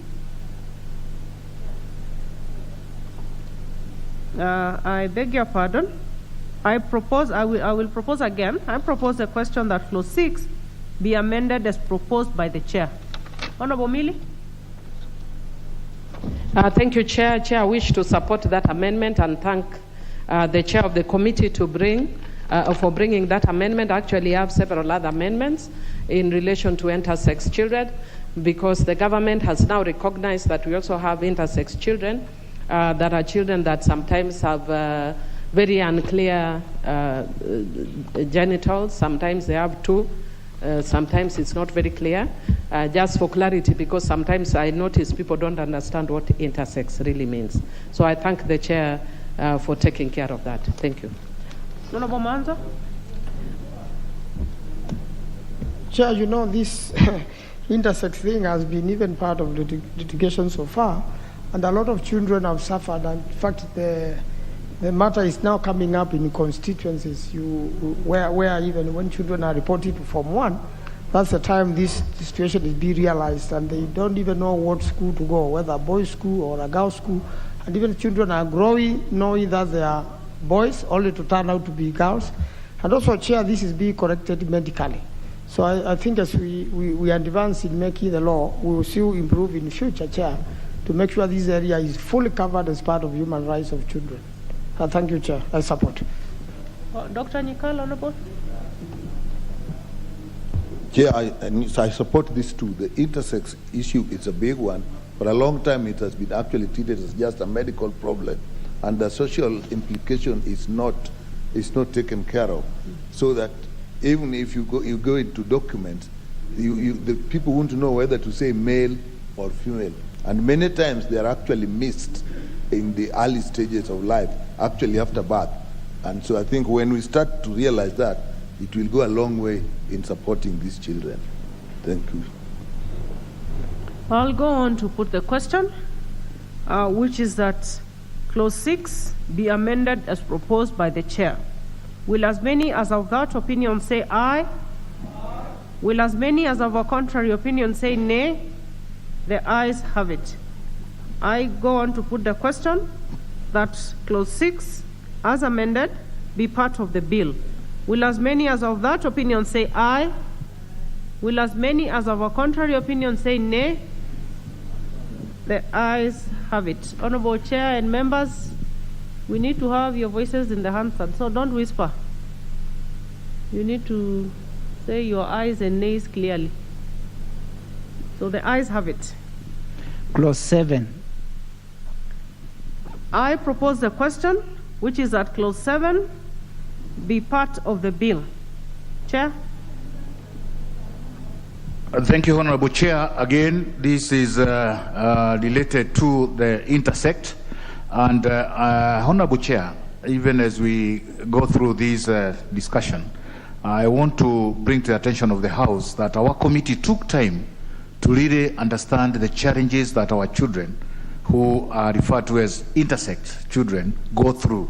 Honorable Chair, we had a chance of talking to about 4 of them, and we did realize that they go a tremendous torture in their lives, Honorable Speaker, and it's a high time that we start recognizing them, and more so in our bills. And it is also my hope that people will differentiate between intersect and those other things that we do not entertain in this country, Honorable Speaker, because they are completely different. Honorable Speaker, I bring in the amendment in clause 7, deleting the words his or her and substituting with their, because the intersect children may not be referred to as his or her, to use the term their.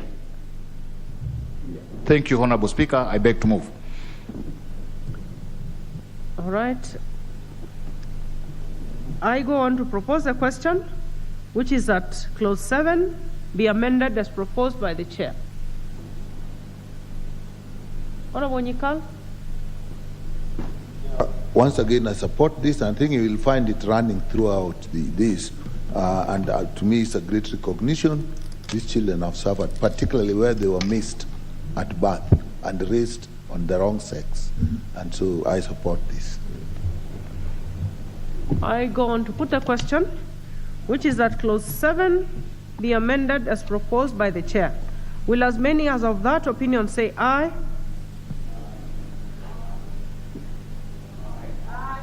I will have a go at it again. I put the question, which is that clause 7 be amended as proposed by the chair. Will as many as of that opinion say aye? Aye. Will as many as of a contrary opinion say nay? The ayes have it. Clause 8. Have I put a global question? A global question. I will put the global question, which is that clause 7 as amended be part of the bill. Will as many as of that opinion say aye? Aye. Will as many as of a contrary opinion say nay? The ayes have it. Clause 8. I propose the question that clause 8 be part of the bill. We have no amendment, and I go on to put the question that clause 8 be part of the bill. Will as many as of that opinion say aye? Aye.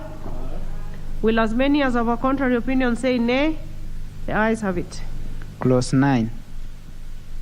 I propose the question, which is that clause 9 be part of the bill.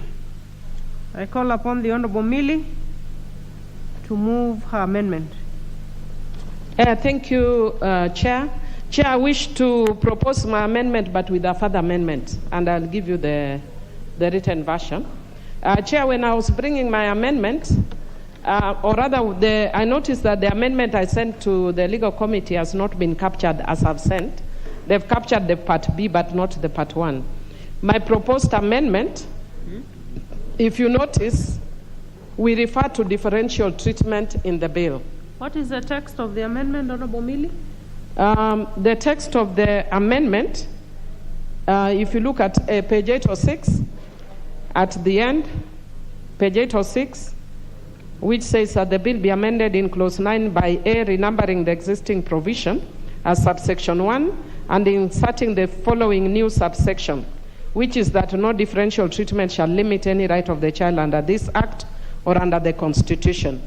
But they have let out the one which I want to add, which is notwithstanding section 7 and 8, differential treatment of a child which is intended to protect the best interest of a child shall not be deemed to be discrimination against a child. So that is an extension of B2, or? That should be actually be the 2, then there's a 3. They forgot the 1, which I'm going to give you the text for, the wording for.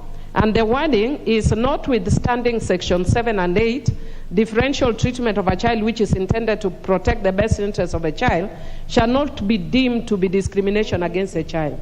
And then now, the one they've made provision for is no differential treatment shall limit any right of a child under this act or under the Constitution. I can explain, Chair.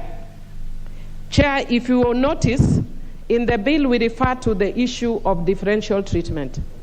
If you read legal... Honorable Millie? Yes? You know, you have given me something which I don't have here at all. So I would wish that you submit it. Yes, I am. Yeah? I'm submitting it in writing because it was erroneously. I actually have my original document which I forwarded to the legal department, but also by standing order, as I think you noticed, I am allowed to bring it as a further amendment. So I'm actually bringing, but I'm writing it and forwarding it to you. But before you can go ahead to move it, yes, just bring it forward for approval and processing, then you can go ahead. Yes, I can do that. I don't know whether I should, if I can borrow a paper. Leader of Majority? Yeah, you can come forward, Honorable Millie, so that we can process it. Leader of Majority? Yes, thank you, Chair. Indeed, I'm following the amendment by Honorable Millie, and in a bill, what you are proposing as, what Honorable Millie is proposing as her B is already in the bill. It is. Clause 9 of the bill says, notwithstanding section 7 and 8, yeah, differential treatment of a child which is intended to protect the best interests of the child shall not be deemed to be discrimination against the child. And that's what you are basically saying becomes 1, section 1. And then what you're adding is no differential treatment shall limit the right under this act or constitution. So it's already in the bill. Yeah. So we will be adding to the bill what is already in the bill. Yeah. Thank you, Honorable Leader. So, Honorable Millie. Chair, I want to thank the Leader of Majority for pointing that out. If it is already there, maybe that's why actually the legal drafters did that. And if it is then already there, then I would move that clause 9 be amended as proposed in the order paper. And the reason is that differential treatment should not limit the rights of a child whatsoever. Differential treatment is really more like affirmative action. I propose the question, which is that clause 9 be amended as proposed by the Honorable Millie. Honorable Dr. Nyikal? Chair, I support, and this is actually an important thing, and I think even the bill took care of it. Many times when we talk of differential treatment, it may look like the child is being discriminated against, but what normally happens, you are recognized the specific disability or issue that the child had, and you are responding to that in the manner you would give a child an affirmative action. For example, if a child has problem of vision, the teacher would bring the child from the back of the class to the front of the class, so that it is always positive, just take into consideration what the child needs, and therefore the child is being treated differently. I think that is the principle, and it has been taken care of. I support.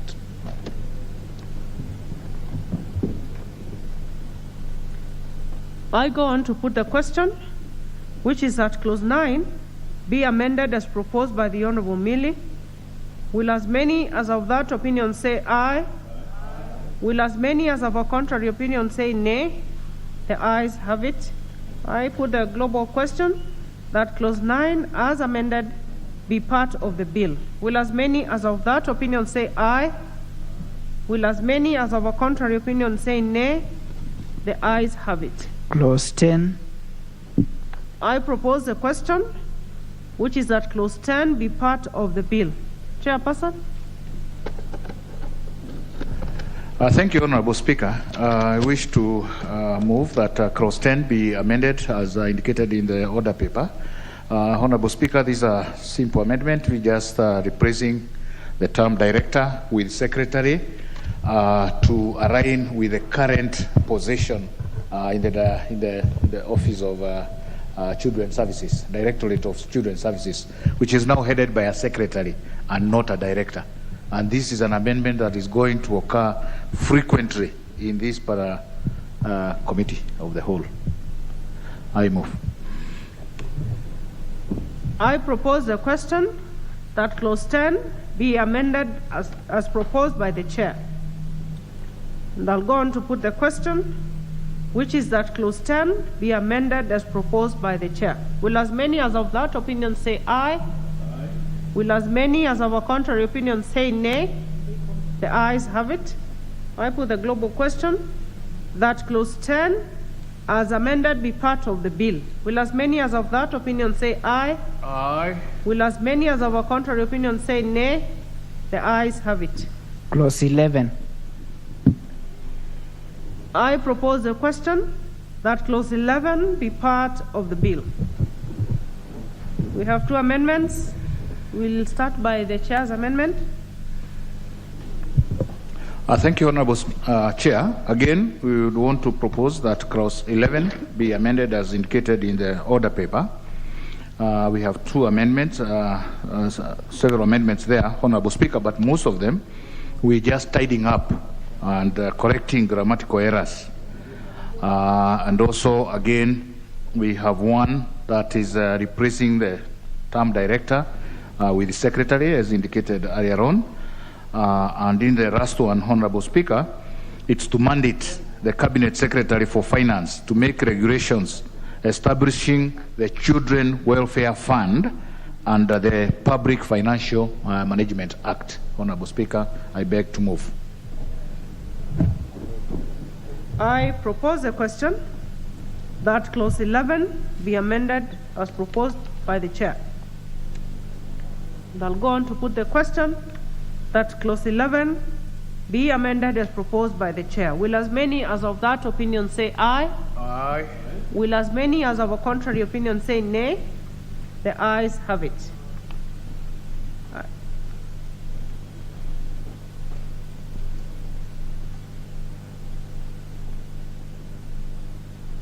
We have our next amendment on clause 11 by the Honorable Nyanza.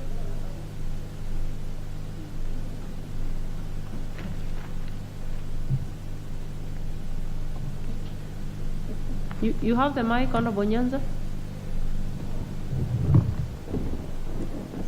But it's not yours. Just use the next one. Thank you. For clause 11 and propose amendments to insert the words with severe disability immediately after the word every child. And also that is subclause 1 and 2. The same thing, including a child with severe disability immediately after the words welfare of the child. But after discussing with the chair, Labor, I now step it down. All of it. Okay. I'll go on to put the global question therefore, which is that clause 11 as amended be part of the bill. Will as many as of that opinion say aye? Aye. Will as many as of a contrary opinion say nay? The ayes have it. Clause 12. I propose a question that clause 12 be part of the bill, and there being no amendment, I go on to put the question, which is that clause 12 be part of the bill. Will as many as of that opinion say aye? Aye. Will as many as of a contrary opinion say nay? The ayes have it. Clause 13. I propose a question that clause 13 be part of the bill. Call upon the Honorable Millie to move her amendment. Thank you, Chair. Chair, I propose that clause 13 be amended as per the order paper.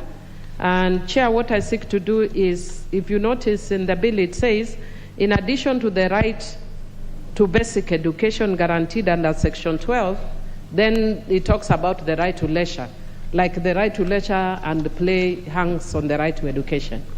We have children who may not have the ability to education, but they still have the right to leisure and play. So I think it is important that we have that right as a standalone.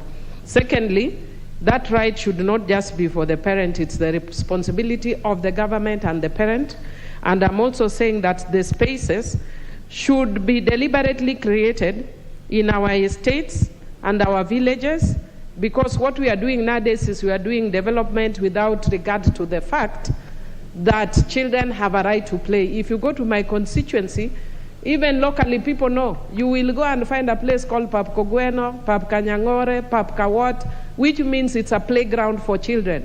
But when you have counties coming in, they take those paps and make them other things. So we must provide in our villages and in our estates for facilities for children to play. Because when our children don't play, that's when they become deviant and come up with all manner of strange activities. That's my proposed amendment. Thank you. I propose the question, which is that clause 13 be amended as proposed by the Honorable Mili. Honorable Kabinga?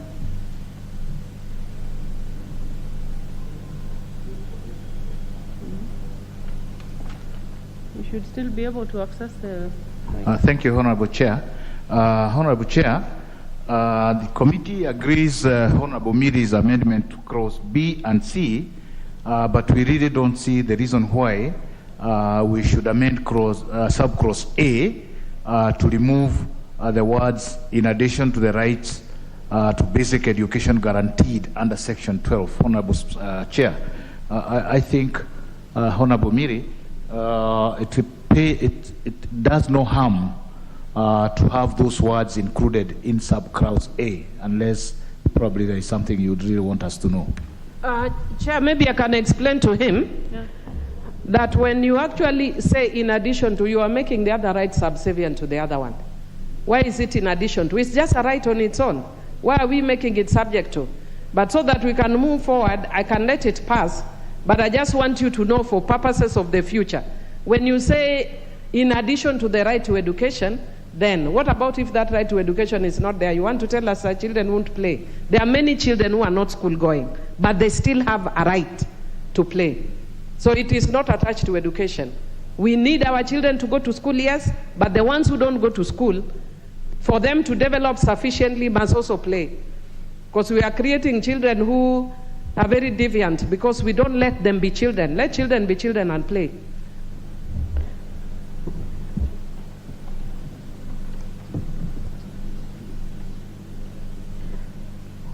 So, Honorable Mili, you seem to have agreed with the chair. So are you dropping? It's okay, I'll let it pass, but I just wanted to let him understand where we're coming from. So you're dropping your amendment? The first one, but the other ones stay. Okay.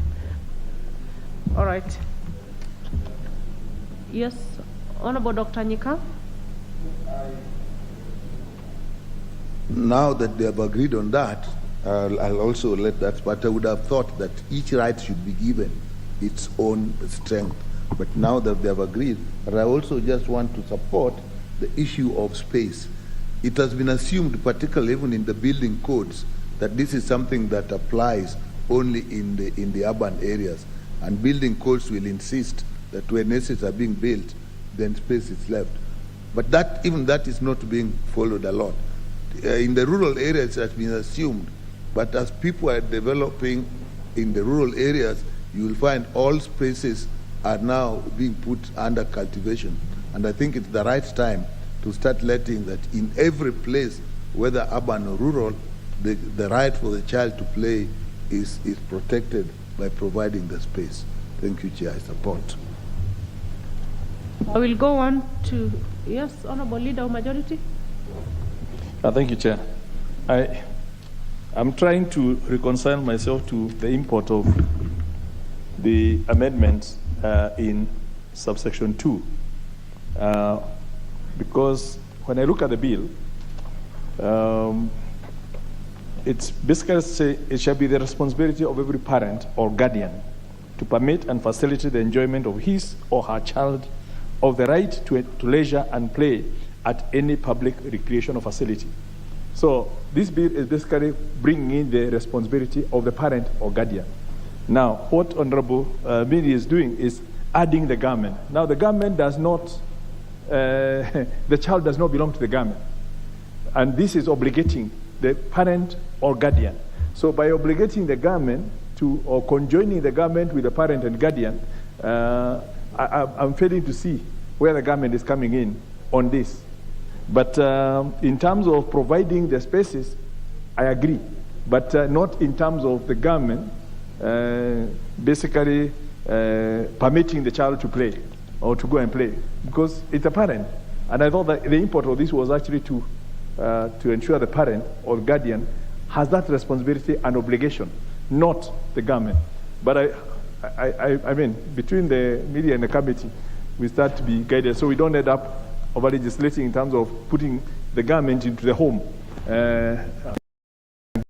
giving them the responsibility of the parent. Yes, Honorable Millie.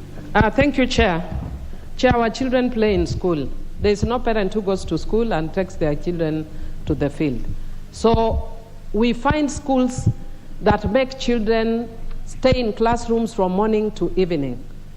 The moment you give that responsibility to the school is government.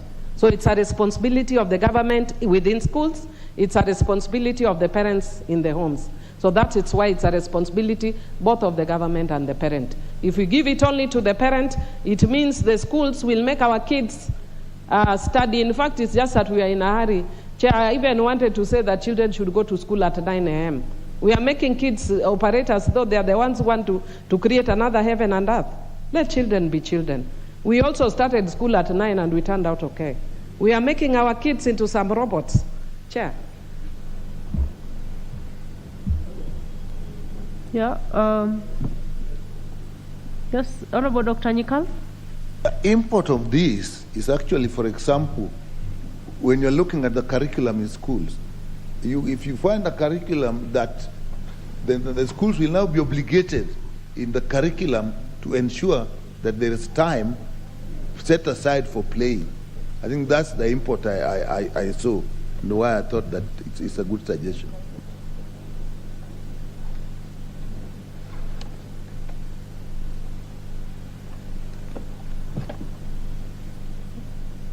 I proceed to put the question. I think Honorable Millie has made a lot of clarity on it. I proceed to put the question, which is that clause 13 be amended as proposed by the Honorable Millie. Will as many as of that opinion say aye? Will as many as of a contrary opinion say nay? The ayes have it. I put the global question that clause 13 as amended be part of the bill.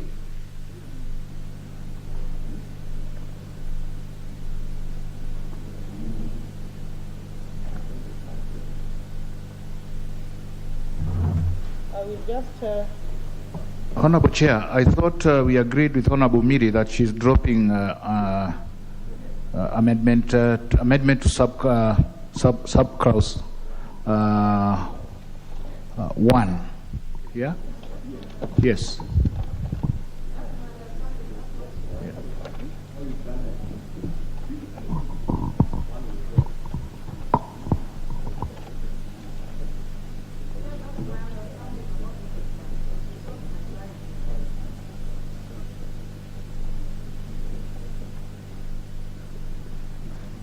Yes, Honorable Chair Kabinga, we already dropped it. It was already dropped.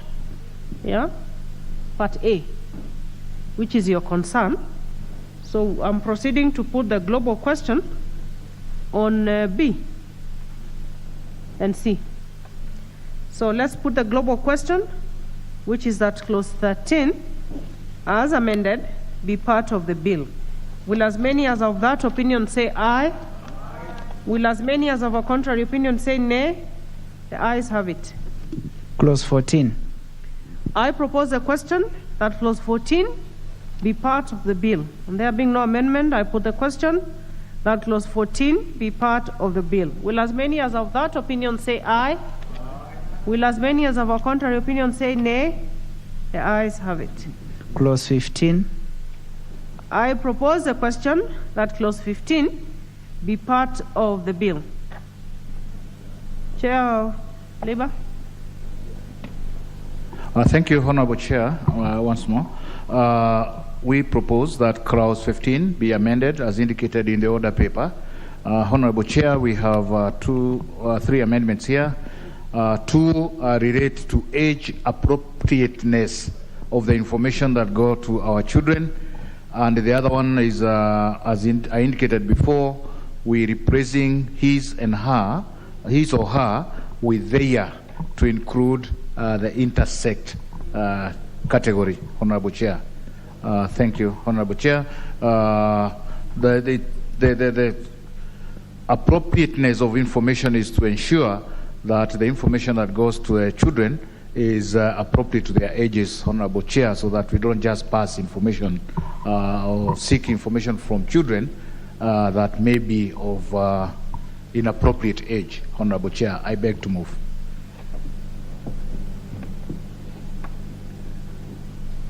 I propose the question, which is that clause 15 be amended as proposed by the chair. And I'll go on to put the question, which is that clause 15 be amended as proposed by the chair. Will as many as of that opinion say aye? Aye. Will as many as of a contrary opinion say nay? The ayes have it. I put the global question that clause 15 as amended be part of the bill. Will as many as of that opinion say aye? Aye. Will as many as of a contrary opinion say nay? The ayes have it. Clause 16. I propose the question that clause 16 be part of the bill. Honorable Millie? 16.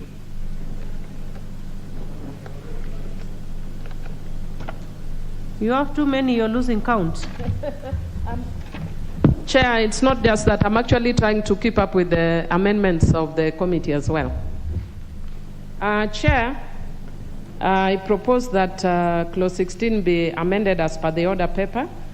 And Chair, the reason I'm saying that is because it provides for a penalty of 500,000 Kenya shillings where somebody has misused the estate of orphaned children, for instance. And Madam Speaker, I'm speaking from cases that we dealt with a lot when I was at the Credo, that I can give an example of one case where it was actually a lawyer, and the parents died and left the property worth millions of shillings. And they squandered the property, and we are going here to fine him 500,000 shillings. I think that's too lenient. I think it should be enhanced to 5 million shillings. Because this is encouraging people to misuse property of orphaned children. You will sell a property worth 20 million and you pay 500,000 shillings. It should be prohibitive. I propose the question, which is that clause 16 be amended as proposed by the Honorable Millie. Oh, thank you. No objection. Honorable Dr. Nyikal? Okay. Asante.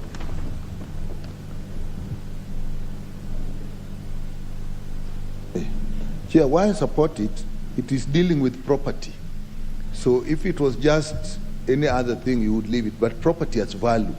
So you may find that actually what the child is deprived of can go to very high levels, so that if you limit it to something like 500,000, in fact, it is at the bigger level of properties that now people will be encouraged. Because, you know, even if I take this property, it's worth 30 million, all I'm going to be fined is 500,000. Whereas if you leave it like that, it will be now the discretion of the court to tie it to the value of the property that has been lost. Thank you, Chair. I support that. I go on to put the question, which is that clause 16 be amended as proposed by the Honorable Millie. Will as many as of that opinion say aye? Aye. Will as many as of a contrary opinion say nay? The ayes have it. I go on to put the global question that clause 16 as amended be part of the bill. Will as many as of that opinion say aye? Aye. Will as many as of a contrary opinion say nay? The ayes have it. Clause 17. We have two proposed amendments. one by the Honorable Chair, Labour, and one by Honorable Millie. I go on to propose the question that Clause 17 be part of the bill.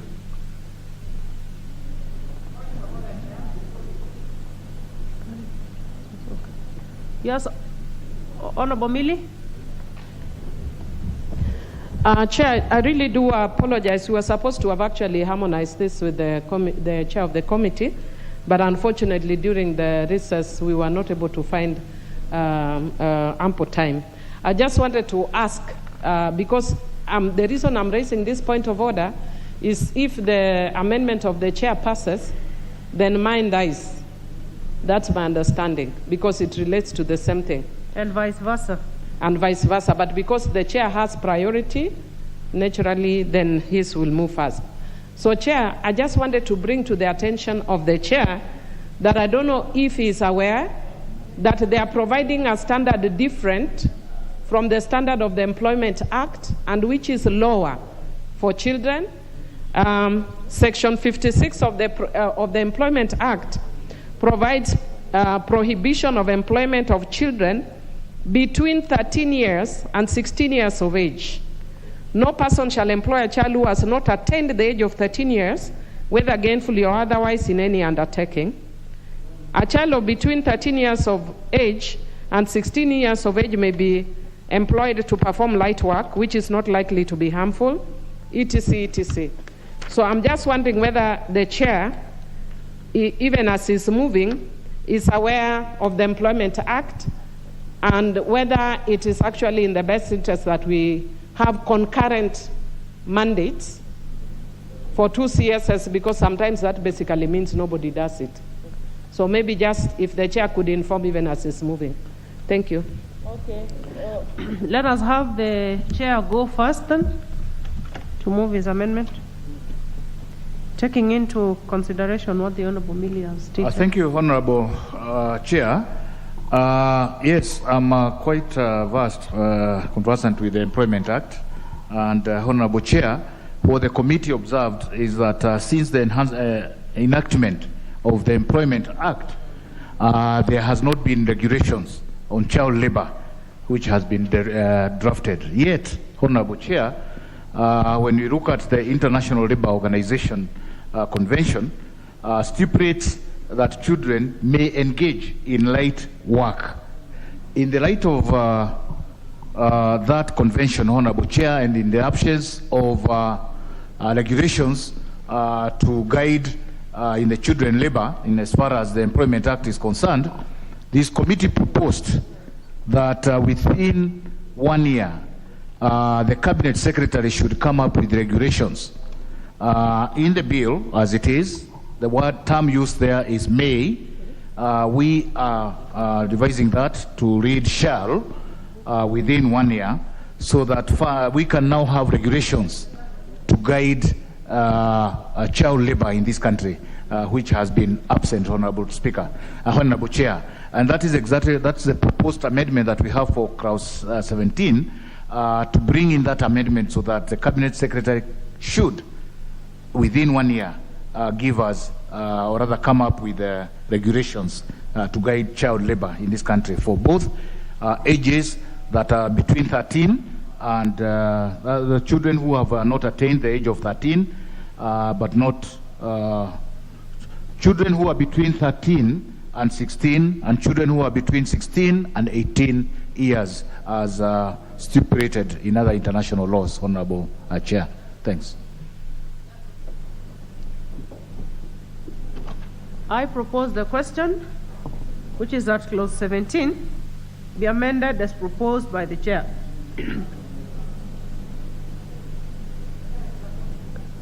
I'll go on to put the question, which is that Clause 17 be amended as proposed by the chair. Will as many as of that opinion say aye? Aye. Will as many as of a contrary opinion say nay? The ayes have it.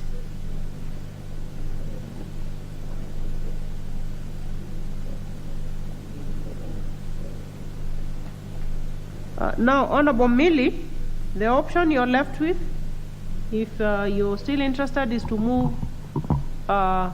the part A, paragraph A.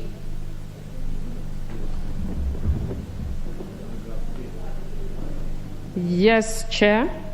I wish to move that clause 17 be amended in subsection 3 by inserting the word begging immediately after the word including. And Chair, this is because if there's actually one area where children are exploited, it's in begging. I think all of us, as soon as you walk out here, you find children begging all over. So even though we're using the word including, but when there's prevalence in abuse, it's good to mention it specifically. I move, Chair. I propose the question that clause 17 be amended as proposed by the Honorable Millie. And I'll go on to put the question, which is that clause 17 be amended as proposed by the Honorable Millie. Will as many as of that opinion say aye? Aye. Will as many as of a contrary opinion say nay? The ayes have it. I'll go on to put the global question, which is that clause 17, as amended, be part of the bill. Will as many as of that opinion say aye? Aye. Will as many as of a contrary opinion say nay? The ayes have it. The heading. Thank you, Chair. Just a minute, Honorable Millie.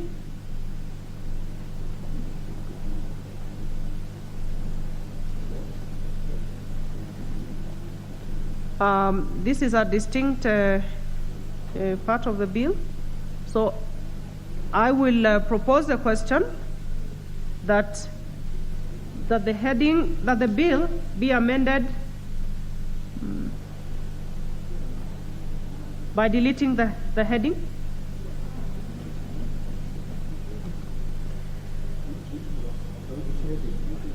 After clause 17.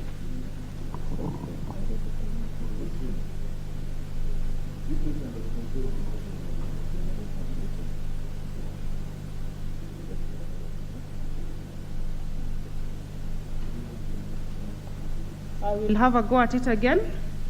I propose a question, which is that the bill be amended by deleting the heading duties and responsibilities of a child appearing immediately after clause 17. Honorable Millie?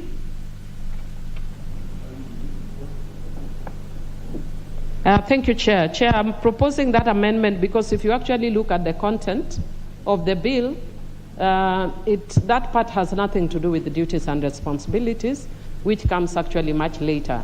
So it must have been a typo or a problem somewhere.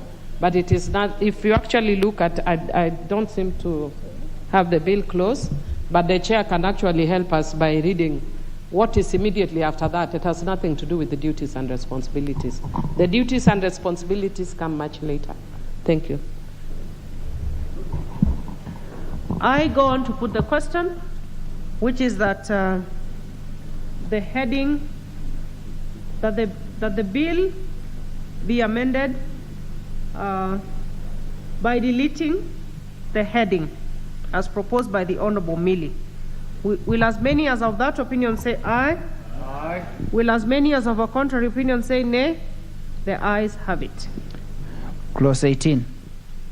I propose the question that clause 18 be part of the bill. And there being no amendment, I put the question that clause 18 be part of the bill. Will as many as of that opinion say aye? Will as many as of a contrary opinion say nay? The ayes have it. Clause 19. We have two proposed amendments by the Chair and the Honorable Nyanze, and I propose the question that clause 19 be part of the bill. So let's have the Chair have a go at it first. Thank you, Honorable Chair. We have two amendments here in clause 19. The other one will come later, is a new clause. On the first one, Honorable Chair, we are proposing to delete the words all at reduced cost. Honorable Chair, the committee felt that medical treatment special care and training for children with disabilities should be free, just like basic education. Honorable Chair, I beg to move. I propose the question that clause 19 be amended as proposed by the chair. I go on to put a question that clause 19 be amended as proposed by the chair. Will as many as of that opinion say aye? Aye. Will as many as of a contrary opinion say nay? The ayes have it. And we now have the Honorable Edith Nyanza to move her bit. Thank you, Chair. I propose that clause 19 of the bill be amended by inserting the following new clauses immediately after subclause 2. That we may have subclause 3, which says that a child with severe disability shall have the right to receive social assistance and to be accorded specialized medical treatment, special care, special education, and training free of charge by the state, where possible, or at a reduced cost. Clause 4, the state shall establish such institutions or facilities, including child care facilities, health facilities, and educational institutions, as may be necessary to ensure the progressive realization of the right under this section. The justification is that the proposed amendments seek to recognize children with severe disabilities as a special group and grant them access to specialized medical treatment and special education free of charge, and to also receive social assistance through their parents or guardians. Thank you. I propose the question, which is that clause 19 be amended as proposed by the Honorable Nyenze.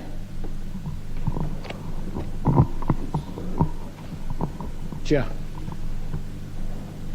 Is that the chair? Yes. Yeah. On the first one, Honorable Chair, we propose that we delete the words "at reduced cost," which I thought the committee's version is more improved than hers, because we want medical facilities and the care of children with disability to be free, just like basic education, and not at a reduced cost, Honorable Chair. So I would prevail on my colleague to take this version that we have and drop her version on that particular sub-clause.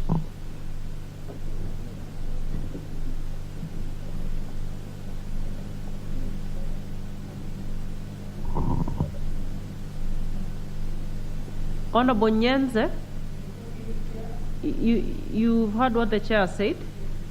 So you will either have to agree with him and reconfigure your wording, or what do you have to say about It's that? okay, I agree with this wording. Leader of majority? Chair, even before the Honorable Nyenze agrees or disagrees, I see the amendment, the difference between what Honorable Nyenze is proposing and what's in the bill is her version is specific on children with severe disability. But within the bill, you already have children with disability, regardless of the severity of the disability. And we've just agreed that that should be provided the same at no cost. So what value then do we add by then replicating the same for severe disability, when every child with any disability, severe or not, however severe or not severe, is already covered? So we are duplicating the provision, and perhaps it will not add any value. I would want to believe that that's already covered when we say a child with disability shall, and what the committee has now proposed, removing the issue of reduced cost. So every child is covered, regardless of the severity of disability, so long as there is a disability. And hence, perhaps we might want to consider whether we need that or just delete that. We remove that and we just move to the fourth bit, the section 4, which is the establishment of the institution. I don't know whether I'm clearer. Yeah? Yes, Honorable Yeah, Dr. Chair. Nyikal. Let's have the Honorable Nyikal. Yeah, I actually intend to agree with the leader of majority, because if you then introduce severe and leave that, the other problem it now causes is the definition of severe.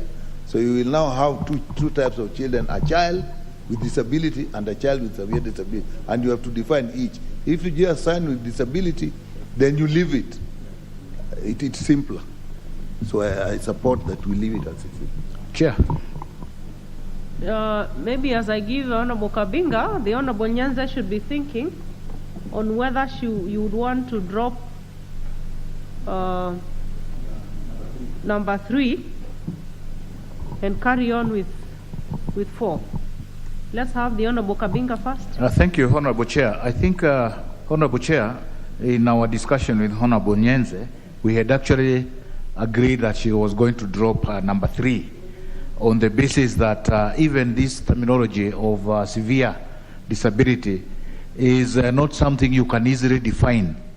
And so we discussed and agreed that we can go by disability, so that all children with disability will then benefit from the free medical services, Honorable Chair. So I think Honorable Nyenze probably did not mark that one for dropping, because we had agreed that she drops that particular one.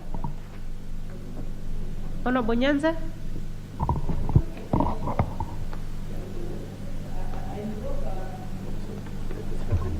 Clause 3.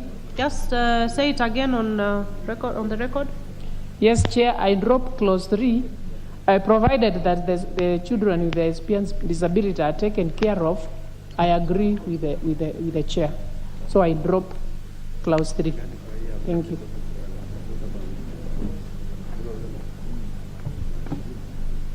I think there's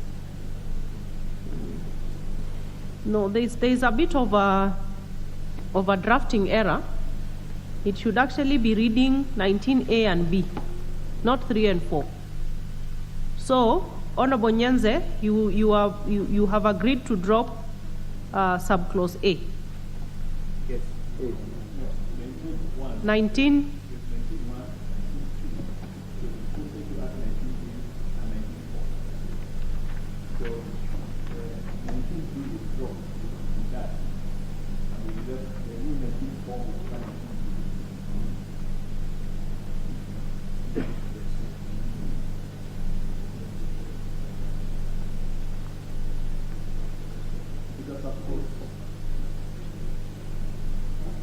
Okay, so Honorable Nyenze, you had agreed to drop subclause 3. Yes? And now we have, instead of subclause 3 and 4, you've dropped 3, now we have subclause 3 to be carried done with. Okay, so I'll go on to put the question with regard to subclause 3, which is that clause 19 be amended as proposed by the Honorable Edith Nyenze. Will as many as of that opinion say aye? Aye. Will as many as of a contrary opinion say nay? The ayes have it. I go on to put the global question, which is that clause 19, as amended, be part of the bill. Will as many as of that opinion say aye? Aye.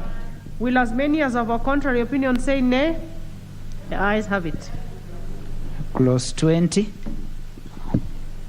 I propose that clause 20 be part of the bill. And I call upon the Honorable Millie to move her amendment.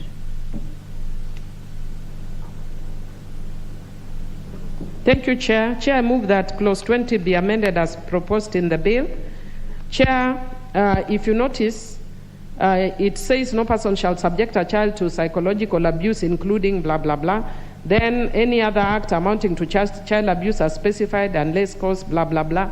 Chair, I was just saying, for it to be neat and concise, we just say nobody shall subject a child to psychological abuse and to child abuse. Already, child abuse is very clearly defined. So when you say child abuse, we know what it means. And I am also proposing a definition, a comprehensive definition of psychological abuse, which if it passes, then is sufficient. So we don't need to go through all these long stories, because it may actually even be limiting. If you look at my definition of psychological abuse, what is put here is limiting. And then if you look at child abuse, even as defined in the Act, what is defined as child abuse is more comprehensive. So I would just suggest that we put no person shall subject a child to psychological abuse or child abuse. Simple. And then for the rest, we go to the definition of what psychological abuse or child abuse is. I propose the question that Clause 20 be amended as proposed by the Honorable Millie.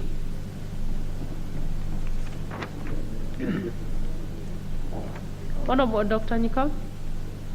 Yeah, I'll support that amendment. When you use the word including, you are demeaning the other one. So the main one is the one you start with. So I think if you put it like this, then it is clear. One is as important as the other. Therefore, I support that. I'll go on to put the question, which is that Clause 20 be amended as proposed by the Honorable Millie. Will as many as of that opinion say aye? Aye. Will as many as of a contrary opinion say nay? The ayes have it. I go on to put the global question that Clause 20 as amended be part of the bill. Will as many as of that opinion say aye? Aye. Will as many as of a contrary opinion say nay? The ayes have it. Clause 21. I propose the question that Clause 21 be part of the bill. And here we have two amendments, one by the chair and one by the Honorable Millie. So we'll start with the chairs. Thank you, Honorable Chair. Here it's about the intersex again, Honorable Chair. Most of us are familiar with FGM, that is the female genital mutilation, and are probably unfamiliar with IGM. IGM is intersex genital mutilation, Honorable Speaker, Honorable Chair, whereby intersex children are also subjected to a very, very traumatizing activity of trying to collect what may have been a natural occurrence by mutilating one of the genitals, Honorable Chair. And therefore, we are including it as a part of children who require care, Honorable Chair. We beg to move, or I beg to move. I propose the question, which is that Clause 21 be amended as proposed by the chair. Honorable Millie? Chair, let me indicate that in principle I agree with the chair, but I wanted to persuade him to adopt my wording for the following reason. Chair, during this process, when the bill came, I've had actually the privilege through this bill and the reproductive health care bill to meet a lot of... Honorable Millie? Yes. Why don't you want to wait until it's your turn? Chair, because I'm contributing for his. Okay. Towards his. Okay. And in contributing towards his, I'm actually persuading him, because we actually, in principle, we are moving the same amendment. We are all concerned about taking care of intersex children, but I just wanted to indicate that one of the things that came out very clearly from the intersex community is that there are a number of them who think using the word intersex genital mutilation is actually very negative. But they preferred, because they say it actually equates it to FGM, which is cultural, and circumcision, which is cultural, and this is not cultural. This is actually, it's done to try and correct their gender. And the chair, one of the other things that we were also advised by the doctors that we met was that now we also have, I know it's a new thing that we are still grappling with as a country. But we were advised that we have specialists that may, at an early age, be able, geneticists, that may be able to tell and therefore actually perform surgery early, so that you may not necessarily wait for somebody to be an adult to choose their sex. So I just wanted the chair to see if mine makes more sense, then he can drop his and we adopt mine. But otherwise, in principle, we are actually saying the same thing. Honorable Kabinga, Chair. Thank you, Honorable Chair. I think Honorable Miri has brought in a dimension that probably we had not looked at on the IGM, which is not a casual thing, but probably a criminal activity. And therefore, Honorable Chair, I wouldn't have any problem in going by her wording. But Honorable Chair, you know, FGM and IGM, they are criminal, no? One was seen as cultural. Those days, if we may, as cultural or not, it's criminal. But IGM is also criminal. I agree with you, Honorable Chair. But from the definition given by Honorable Miri on the view of the intersex children themselves, or other people who are intersex, the use of IGM is probably demeaning the activity itself. So the wording that I've just had an eye on what she's just about to propose. So on this one, I'm amenable to agree to what she is proposing.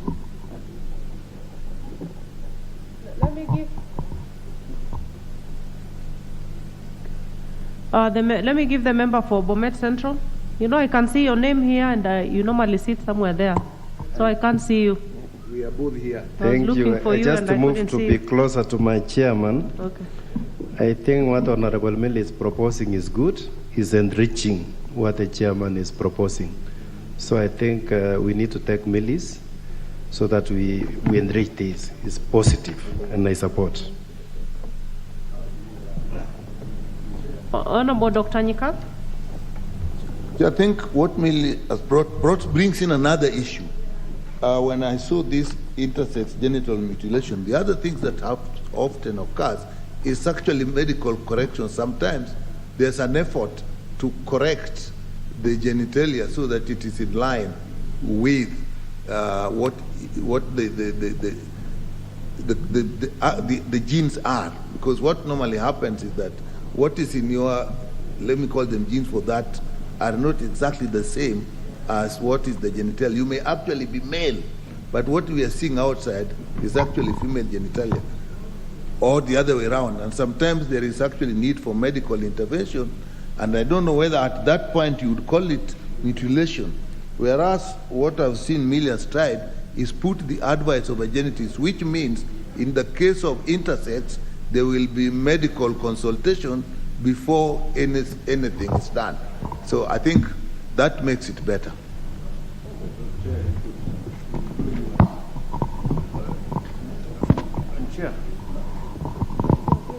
Chair, just to be clear. Yes, Honorable Chair. We are dropping A and maintaining B. Dropping A but maintaining B, Honorable Chair. Okay. I think that's well in order. I'll go on to put the question, which is that clause 20, clause 21 be amended as proposed by the chair. Will as many as of that opinion say aye? Aye. Will as many as of our contrary opinion say nay? The ayes have it. Now let's have Honorable Millie. Thank you, Chair. Chair, I propose that clause 21(1) be amended by inserting subclause F, which basically, as the other members have clearly indicated, that sometimes, Chair, actually I was very honored and privileged to meet some of them. We have James, who before I think her name was Cynthia or something, And she actually had an organ change, was a head girl, but later turned out to be a man. And every time he goes to the bank to withdraw money, the police have to be called because of an error that was done because it was when he was a child.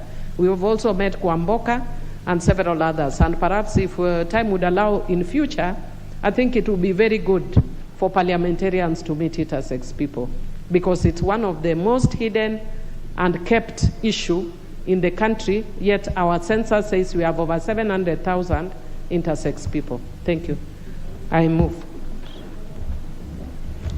I propose the question that clause 21 be amended as proposed by the Honorable Millie. Will as many?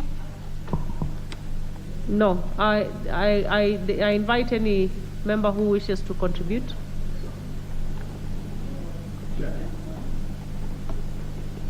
Honorable Leader of Majority. I want to believe that geneticist is a medical profession. Is defined. No, because I just want to make sure that by the time we actually legislate this, we then don't end up looking for who is a geneticist, or whether we should limit this to or put a general medical advice. Dr. Nyikal can help us on that with the advice of a medical practitioner, so that we don't end up with a situation where we're looking for this geneticist who is not available to provide this advice. I mean, I want to be guided by Dr. Nyikal. You're in the medical profession and need, yeah. So. Honorable Millie.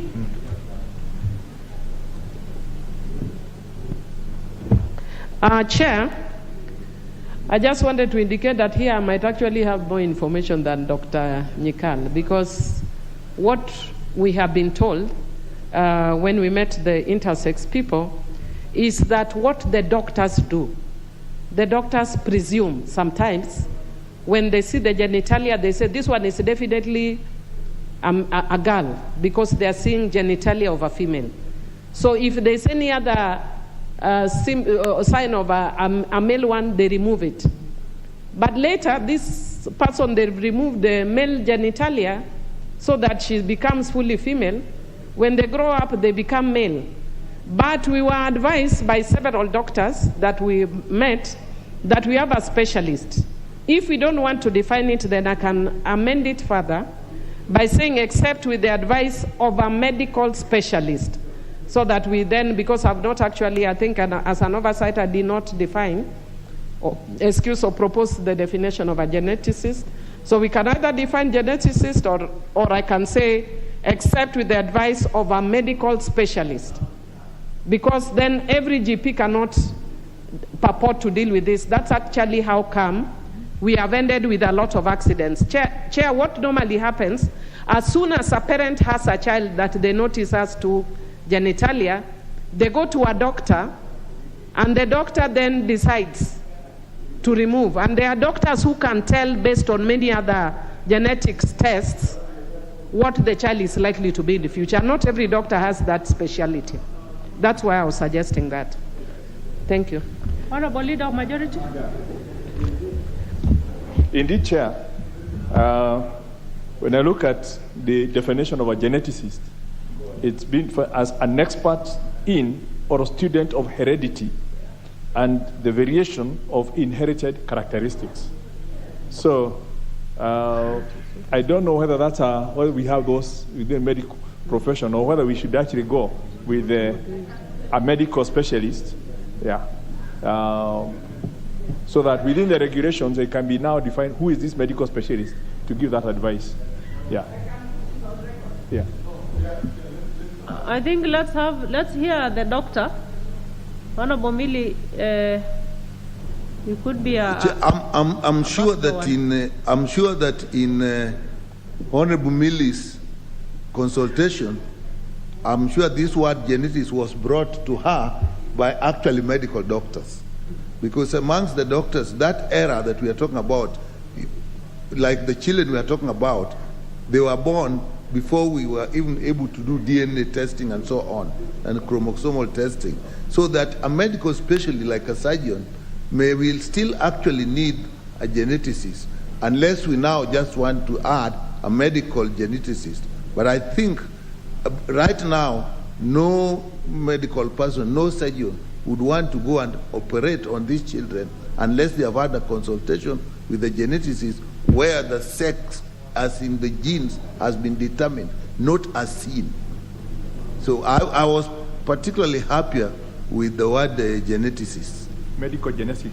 We can keep with medical geneticist, that will make it clearer. Yes.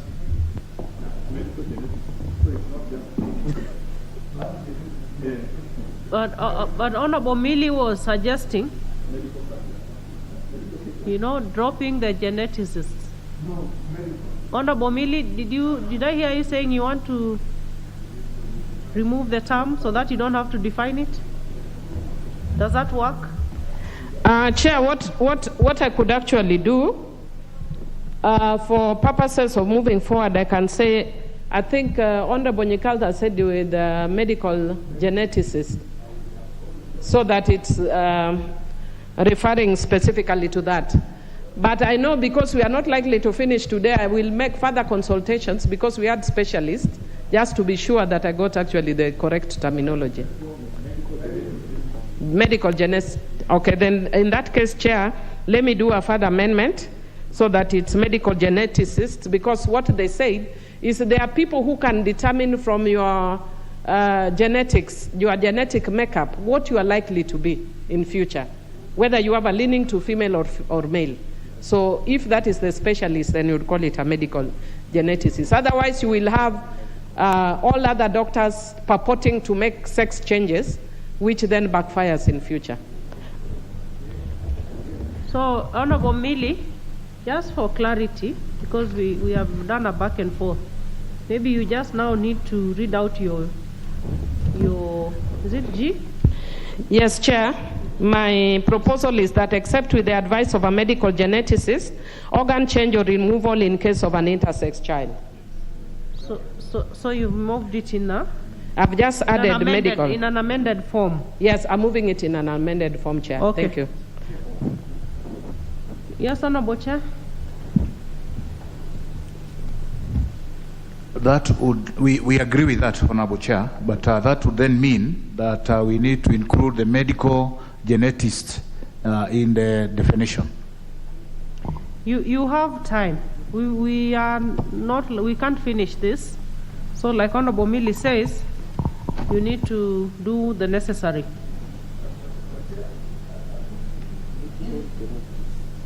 Honorable Nyikal? You see, this is a technical term, and if you say a medical geneticist, there are even plant geneticists and so on.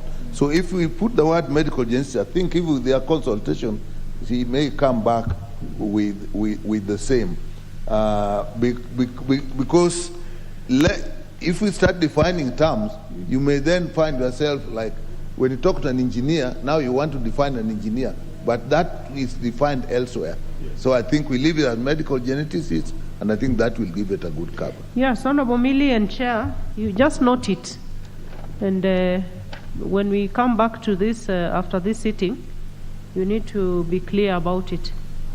But I think we can now proceed to put the question, which is that Clause 21 be amended as proposed by the Honorable Millie.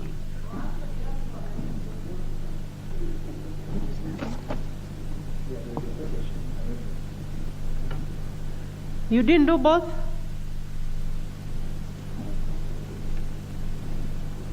Chair, notice I only moved one, but the other one is just enhancing a sentence from 200 to 500. Thank you. Okay.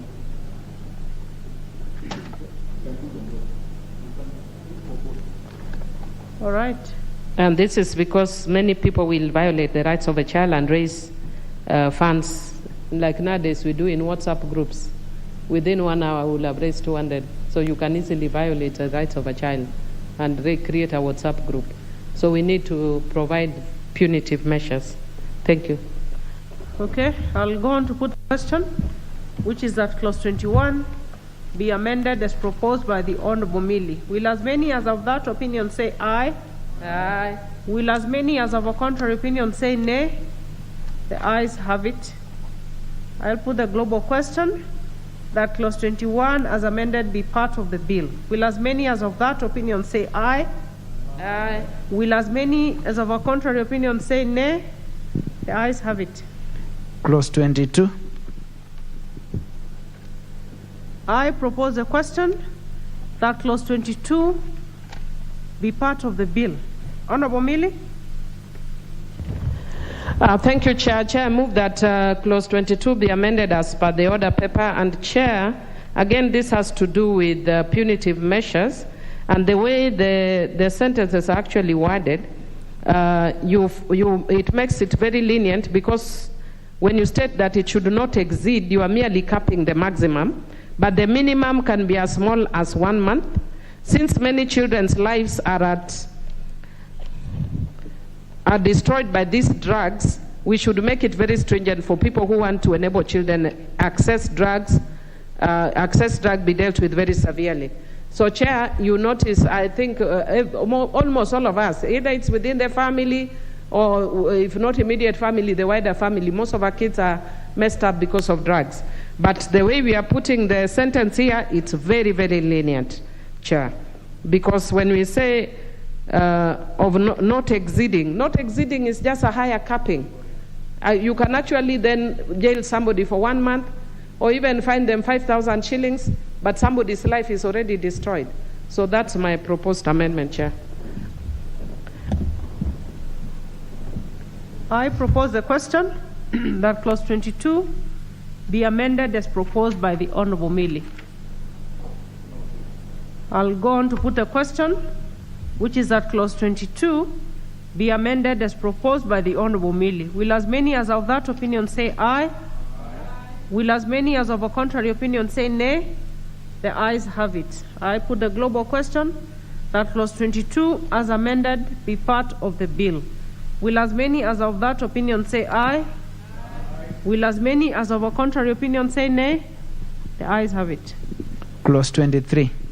I propose the question that clause 23 be part of the bill. Honorable Millie? Thank you, Chair. I propose that clause 23 be amended as per the order paper.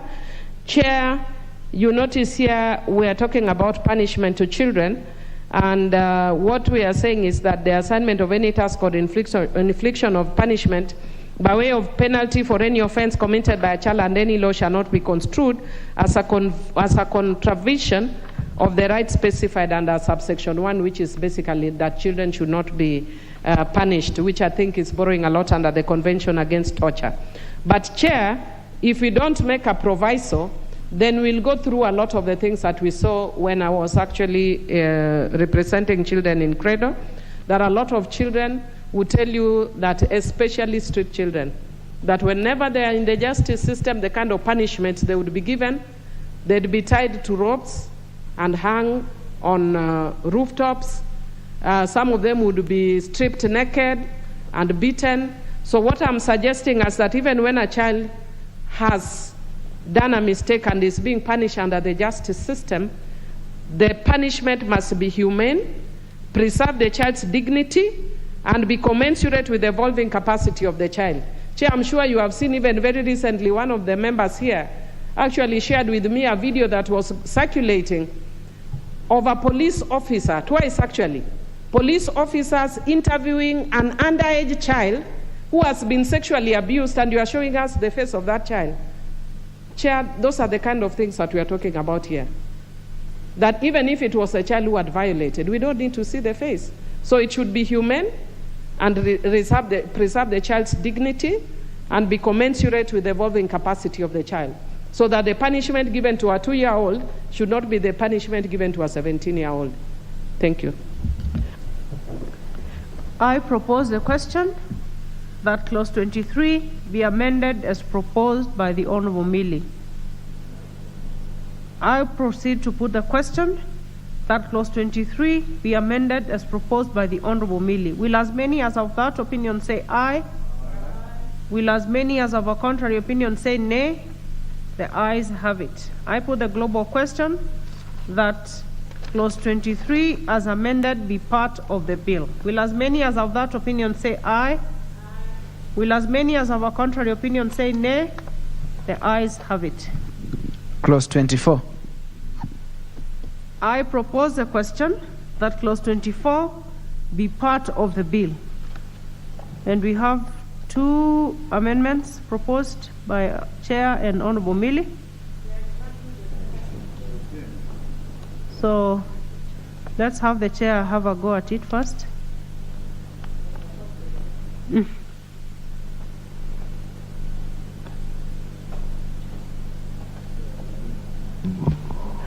Honorable Chair, as Honorable Miri did say, this amendment is similar.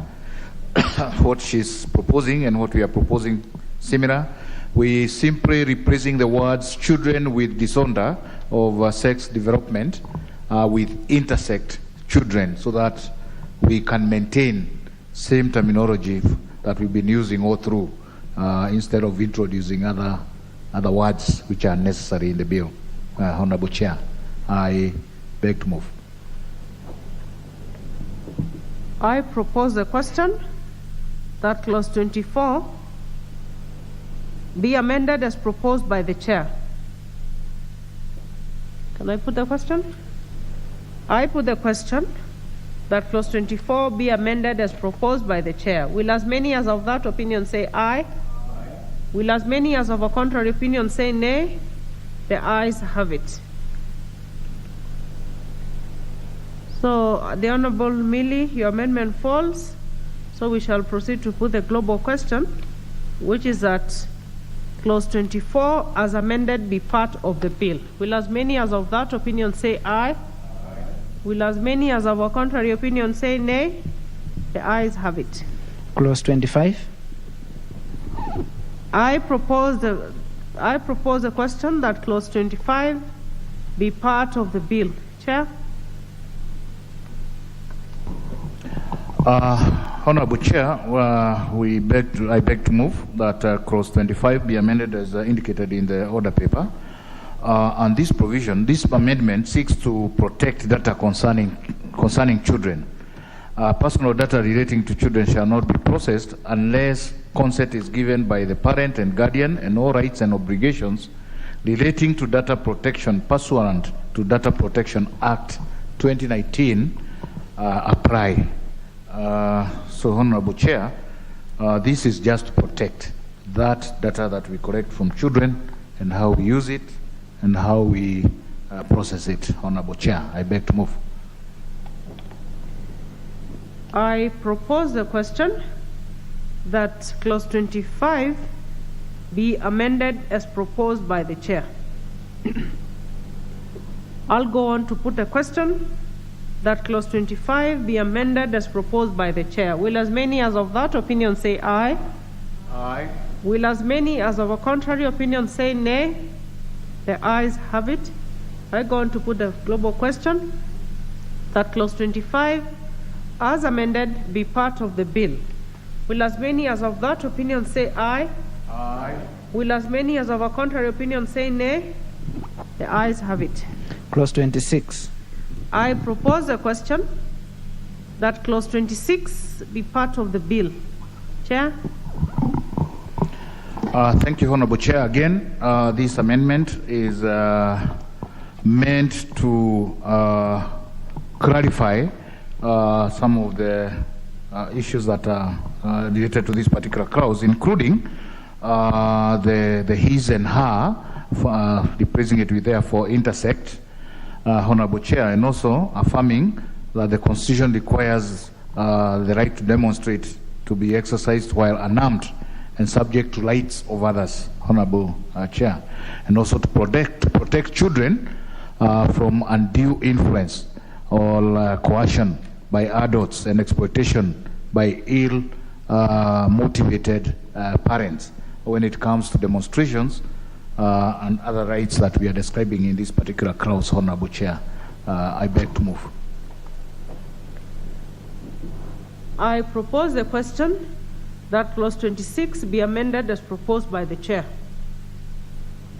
I'll proceed to put the question that clause 26 be amended as proposed by the chair. Will as many as of that opinion say aye? Aye. Will as many as of a contrary opinion say nay? The ayes have it. I will put the global question that clause 26 as amended be part of the bill. Will as many as of that opinion say aye? Aye. Will as many as of a contrary opinion say nay? The ayes have it. Clause 27. I propose the question that clause 27 be part of the bill. Honorable Millie, move your amendment.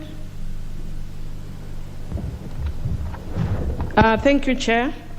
Chair, I propose that the clause 27 be amended as per the order paper, and what it seeks to do is to ensure ease of filing for persons taking matters on behalf of children or in the best interest of a child so that the costs are kept at a minimum.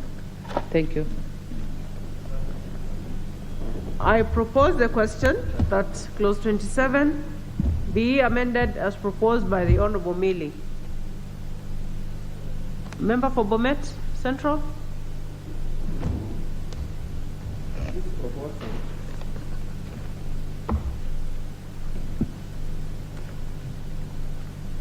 Use the next mic, Honorable Tonui. It's too short. No, I thought this is quite fake. When you talk of minimum, based on what? To me, it appears too fake. Why don't we have a certain set amount so that it can be understood? Did you say a minimum fake? of $1 million to one person, Did you and say $1 fake? million. Because if it says shall be kept at a minimum, what is that minimum? I thought it's very fake. It needs clarity. Honorable Millie, you need to clarify because the Honorable Tonui feels like it's vague. Chair, there are varying costs in court, so you cannot actually then put a specific cost. But when it says it is put at a minimum, then it means for whichever category. If, for instance, I'm filing a suit on child support, may be separate from filing a suit on a human rights violation of a child or whatever. So there may be different costs, which I cannot tabulate here. They are tabulated under different system of law. But if you put as a general principle that they are kept as a minimum, then whatever law they do, they will look at the minimum in that category and give that minimum. I hope it's clear now, Honorable Tonui. I will go on to put the question, which is that clause 27 be amended as proposed by the Honorable Millie. Will as many as of that opinion say aye? Aye. Will as many as of a contrary opinion say nay? The ayes have it. I go on to put the global question that clause 27 as amended be part of the bill. Will as many as of that opinion say aye? Will as many as of a contrary opinion say nay? The ayes have it. Clause 28. I propose the question that clause 28 be part of the bill. We have two amendments by the chair and another by Honorable Millie. We'll have the chair have a go at it first. Honorable Chair, I beg to move that clause 28 be amended as in the order paper. And here we are doing an amendment to the marginal notes, Honorable Chair, where instead of rights and responsibilities of a child, we are replacing the rights and saying, and replacing the rights with duties, Honorable Chair.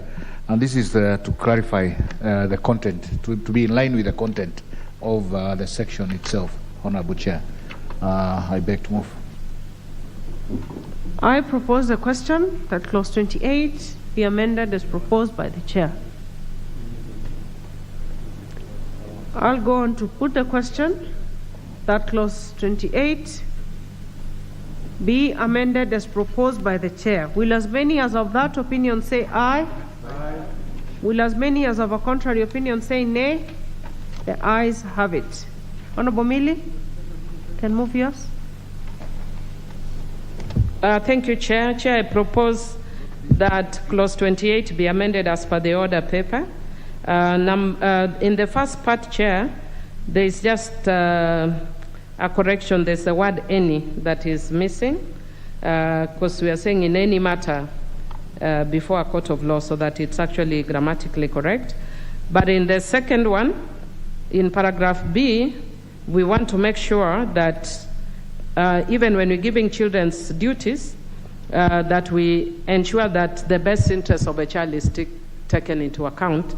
And then finally, I seek to insert a new paragraph, the new subparagraphs immediately after paragraph E, to insert subparagraph F, G, H, and I, and J. And Chair, if you actually notice the duties we are giving our children under the bill, they are very utopian duties. And one of the things that we have, those of us who are supporting children's rights have been accused of, is that we have actually overemphasized the rights of the child as against the duty of the children, and because of that, our children are growing up completely out of control. So I am actually proposing duties that are real, that relate to day-to-day lives of children, including the duty to attend school unless prevented by factors beyond their ability, including the duty not to discriminate against other children, which is very common. We have seen children committing suicide because they are being mistreated, including the duty to protect the environment, including the duty not to abuse or harm other children, and not to destroy any property. So what I'm seeking is to make sure that our children begin to have real duties, not utopian ones like take care of East Africa and cohesion of East Africa. Those are things they will think about, but at this point, at 10 years, they don't know what East Africa is. They know about attending school and being responsible enough not to harm other children. Thank you.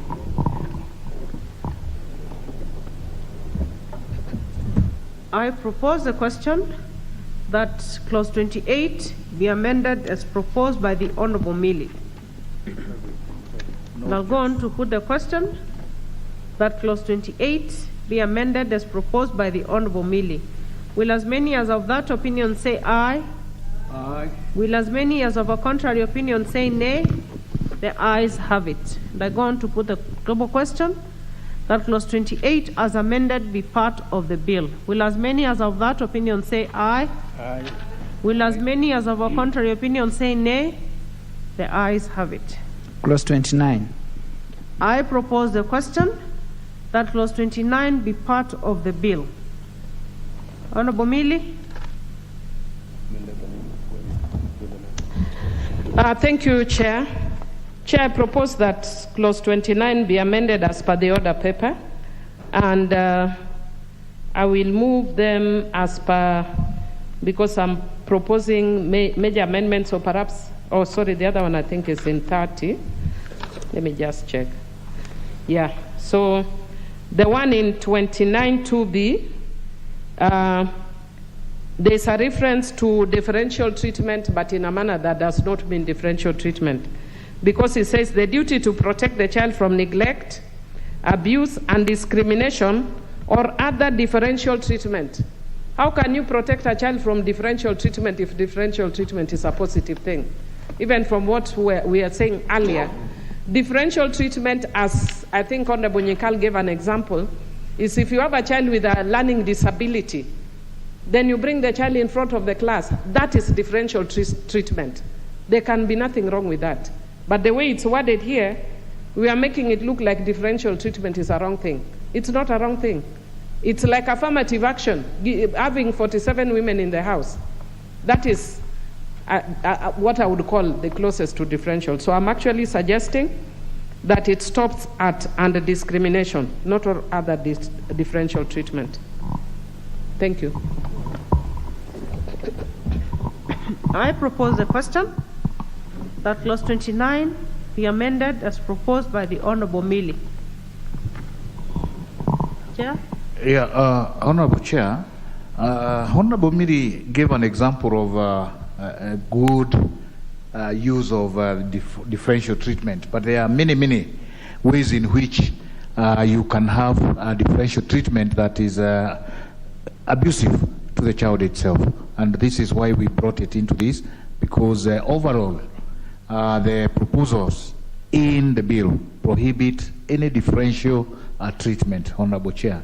When we now bring in an example of bringing a child in the front, is a good one, yes, but overall, there are many, many discriminations that could be attached to the differential treatment, Honorable Chair. And therefore, on this one, I would really prevail on my colleague to drop, because, as I said, there are many ways of having differential treatment that are abusive to the child, and that is what we are trying to prevent in this particular bill, Honorable Chair. Honorable Millie? Chair, I just wanted to let the chair know that I'm actually proposing a definition of differential treatment. Chair, I was before a 3-bench judge on the issue of differential treatment in the case of RM versus the Attorney General, which is a 2-year-old child. And they've espoused the issue of differential treatment. It is not discriminatory. Differential treatment is positive. It is treating a child in a different manner, but in a manner that is beneficial to the child. So how can treating a child in a manner that is beneficial to her or him or them be negative? So that's why I'm saying, so that we don't confuse differential from discrimination. You can even Google. If you even Google what is differential treatment, differential is not discrimination. I would actually just urge you to Google differential. Even if you look at decided cases before of differential treatment is not discriminatory treatment. And I would want to encourage your legal team to look at the case of RM versus the Attorney General. You can get it from the Credo. I don't remember the citation. And we actually looked at this very keenly, and based on the decision that the courts made, we brought Article 53G of the Constitution that deals with the issue of non-discrimination. So let us not confuse discrimination and differential. And I am proposing a definition of differential. And perhaps, Chair, if with your permission, because I can see the chair is consulting, I can actually, I don't know if I can give him time.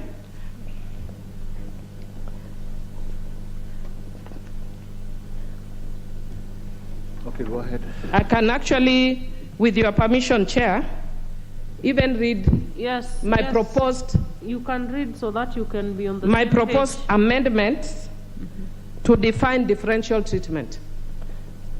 Because I know that will come much later, but just because it relates to this chair, let me just read for the chair what I'm proposing as differential. Differential treatment is preferential treatment accorded to a child who is vulnerable or who is in a precarious socioeconomic situation, and includes affirmative action measures to protect the child. So it's actually positive, it's not negative. But the way you put it here, it's something negative. So that's why I'm proposing remove differential and leave discriminatory. Thank you. I think, Honorable Millie, Chair, it's called positive discrimination. Yes. But So if you don't put positive, then it is wrong. So I don't know if, Chair, are you okay? This is an area we are still consulting, but given what she has described as differential treatment being preferential treatment, because that's the way she's putting it in her definition, Honorable Chair, I would propose that we go by her amendment. But as we said, this is not something we are finishing today. we will continue looking at it. If we find we need to bring in a further amendment to the same, we will. But for now, we can go by her proposal. Yeah, you have more time to consult. I'll go on to put the question, which is that clause 29 be amended as proposed by the Honorable Millie. Will as many as of that opinion say aye? Aye. Will as many as of a contrary opinion say nay? The ayes have it. I go on to put the global question, that clause 29 as amended be part of the bill. Will as many as of that opinion say aye? Aye. Will as many as of a contrary opinion say nay? The ayes have it. Clause 30. I propose the question that clause 30 be part of the bill. Honorable Millie. Sorry, you know, Chair, people have to catch up on the issue of the just concluded party primary. So sorry, I'm distracted a little. I had to know whether my friend made it as a gubernatorial candidate. It's a good show of concern. Yes, Chair, whether we are from opposing parties or not, Chair. Chair, I wish to propose that clause 31, is it 31 only? Sorry, let me just. 809, page 809.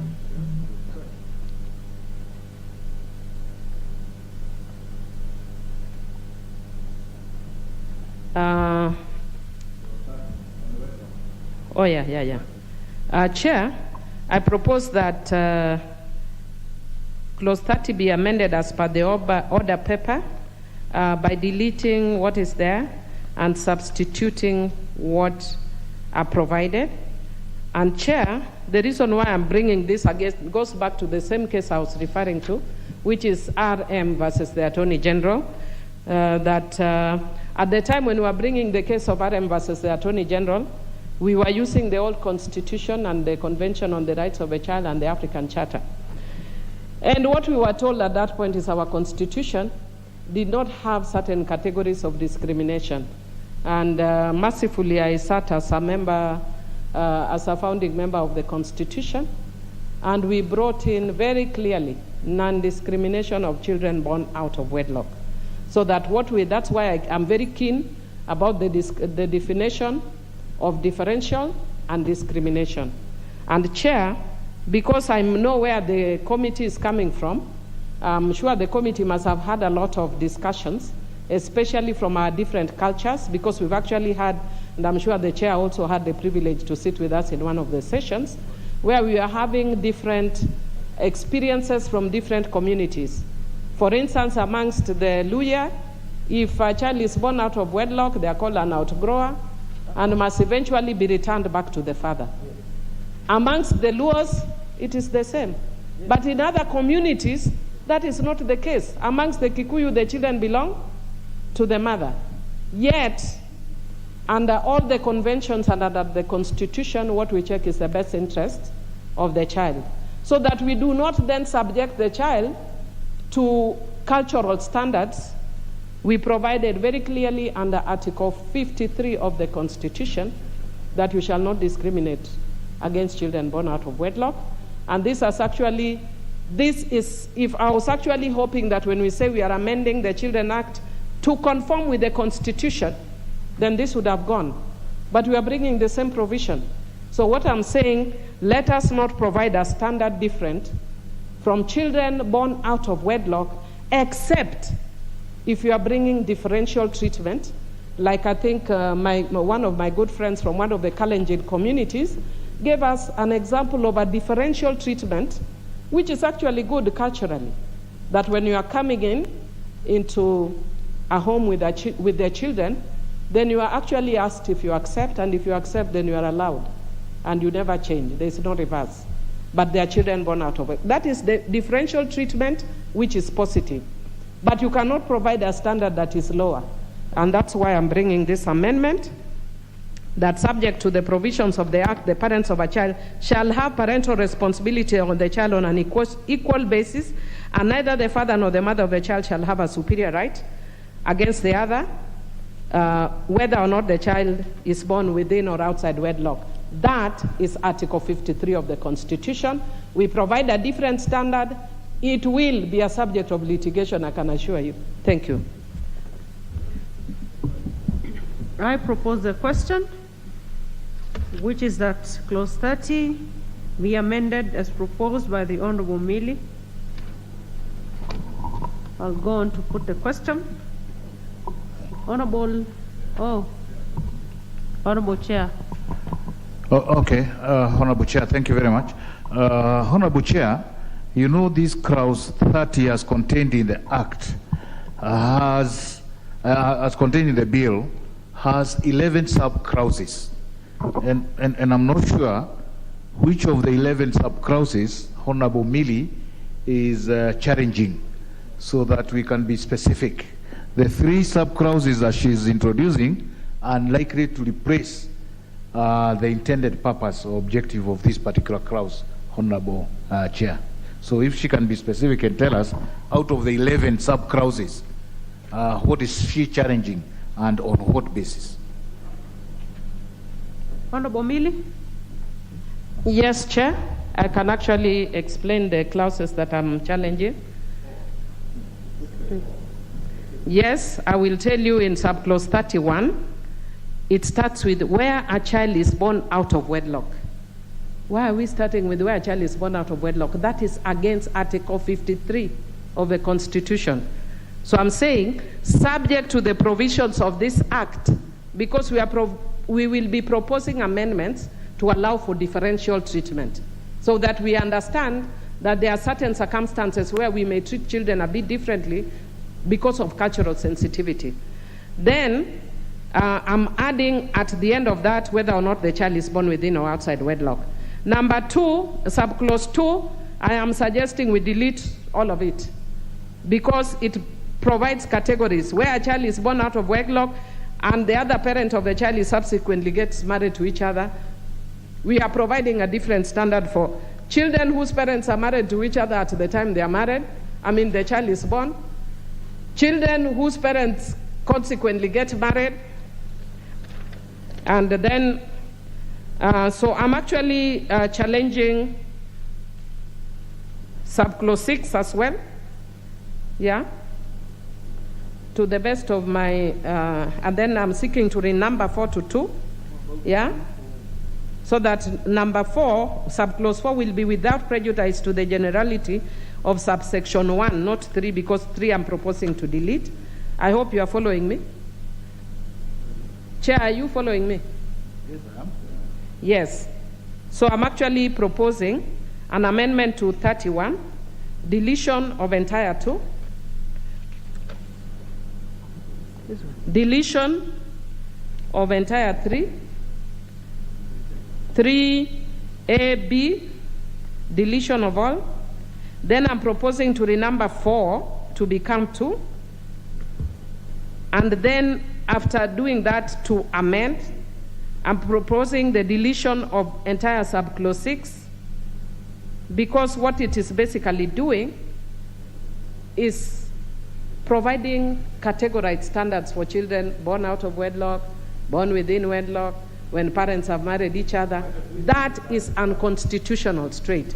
So what I'm suggesting, one of the things which I've not mentioned, is that I only mentioned subclause of my proposed amendment, I only mentioned 1, but there is 2 and there is 3.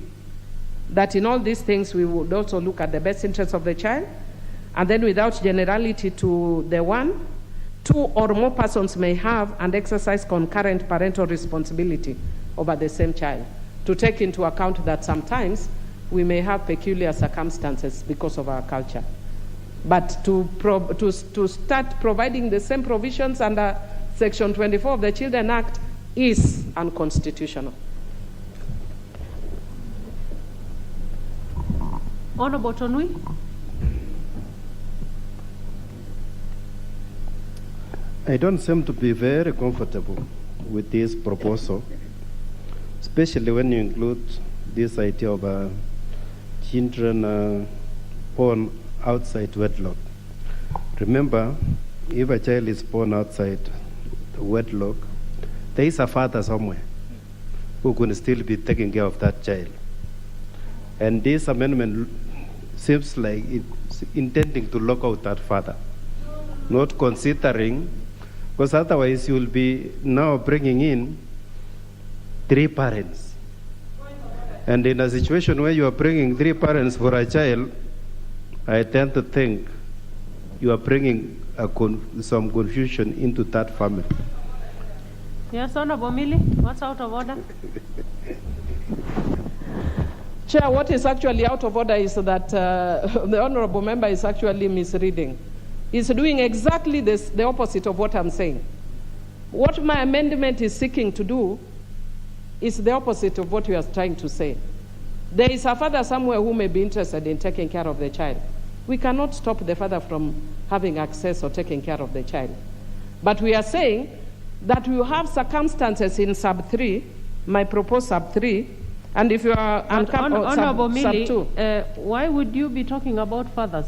Mother or mother, isn't it? Yeah, it's both mother and father. Sometimes actually even recently the court made a decision which said that the fathers can actually, even before the position in the court was that a child below 9 years was automatically with the mother. The courts have reversed, and they've now said even fathers can have children who are below. But in such a situation, Chair, we cannot exclude either the mother or the father from having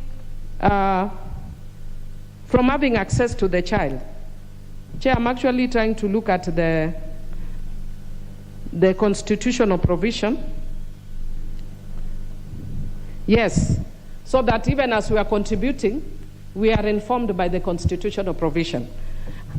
Article 53(1) of the Constitution, 53(1)(e) says, every child has the right to parental care and protection, which includes equal responsibility of the mother and father to provide for the child, whether they are married to each other or not. So when you start putting when they were married to each other, they were not married to each other, you are going directly against Article 53(1)(e). It is unconstitutional. So I'm actually agreeing with Honorable Tunui that I'm doing exactly what he's worried that I'm not doing.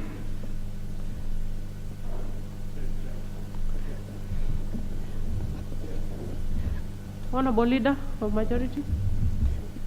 Yes, Chair. I think basically I see Millie's amendment as a simplification of the provisions which were in the bill. What the bill had tried to do is to cater for all kinds of situations. People in wedlock, people outside wedlock, people who are not married and eventually get married, people who are, but what Honorable Millie has done is collapse all that into one. And so we are basically talking the same thing, except the bill is far much more detailed and providing for the different situations. But if that amounts to an unconstitutional provision, then I would be, either way, I think we lose nothing by going through the amendments proposed by Honorable Millie. Right? Unless advised otherwise, I would, for simplicity, it's Honorable Millie's amendment is less confusing than what is in the bill. And basically, we are talking the same thing, that the two parents will have equal responsibility regardless of the circumstances. So then we don't need to define all those circumstances because the end result is equal responsibility. And I prefer actually the simplified version as proposed by Honorable Millie. I would support the amendment. Honorable Tunui. Yes.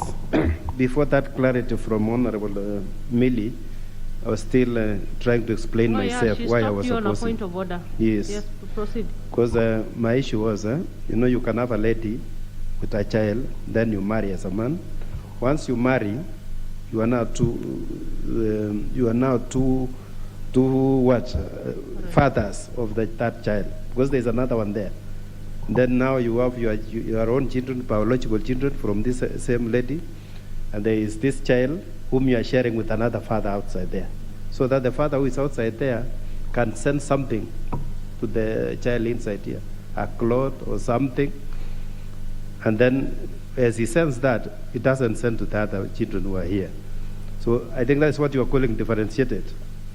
So that's why we was thinking, if we don't have a clarity on that, it can confuse the family setup. So it's better when we have that clarity in the bill, the way it's broken down, so that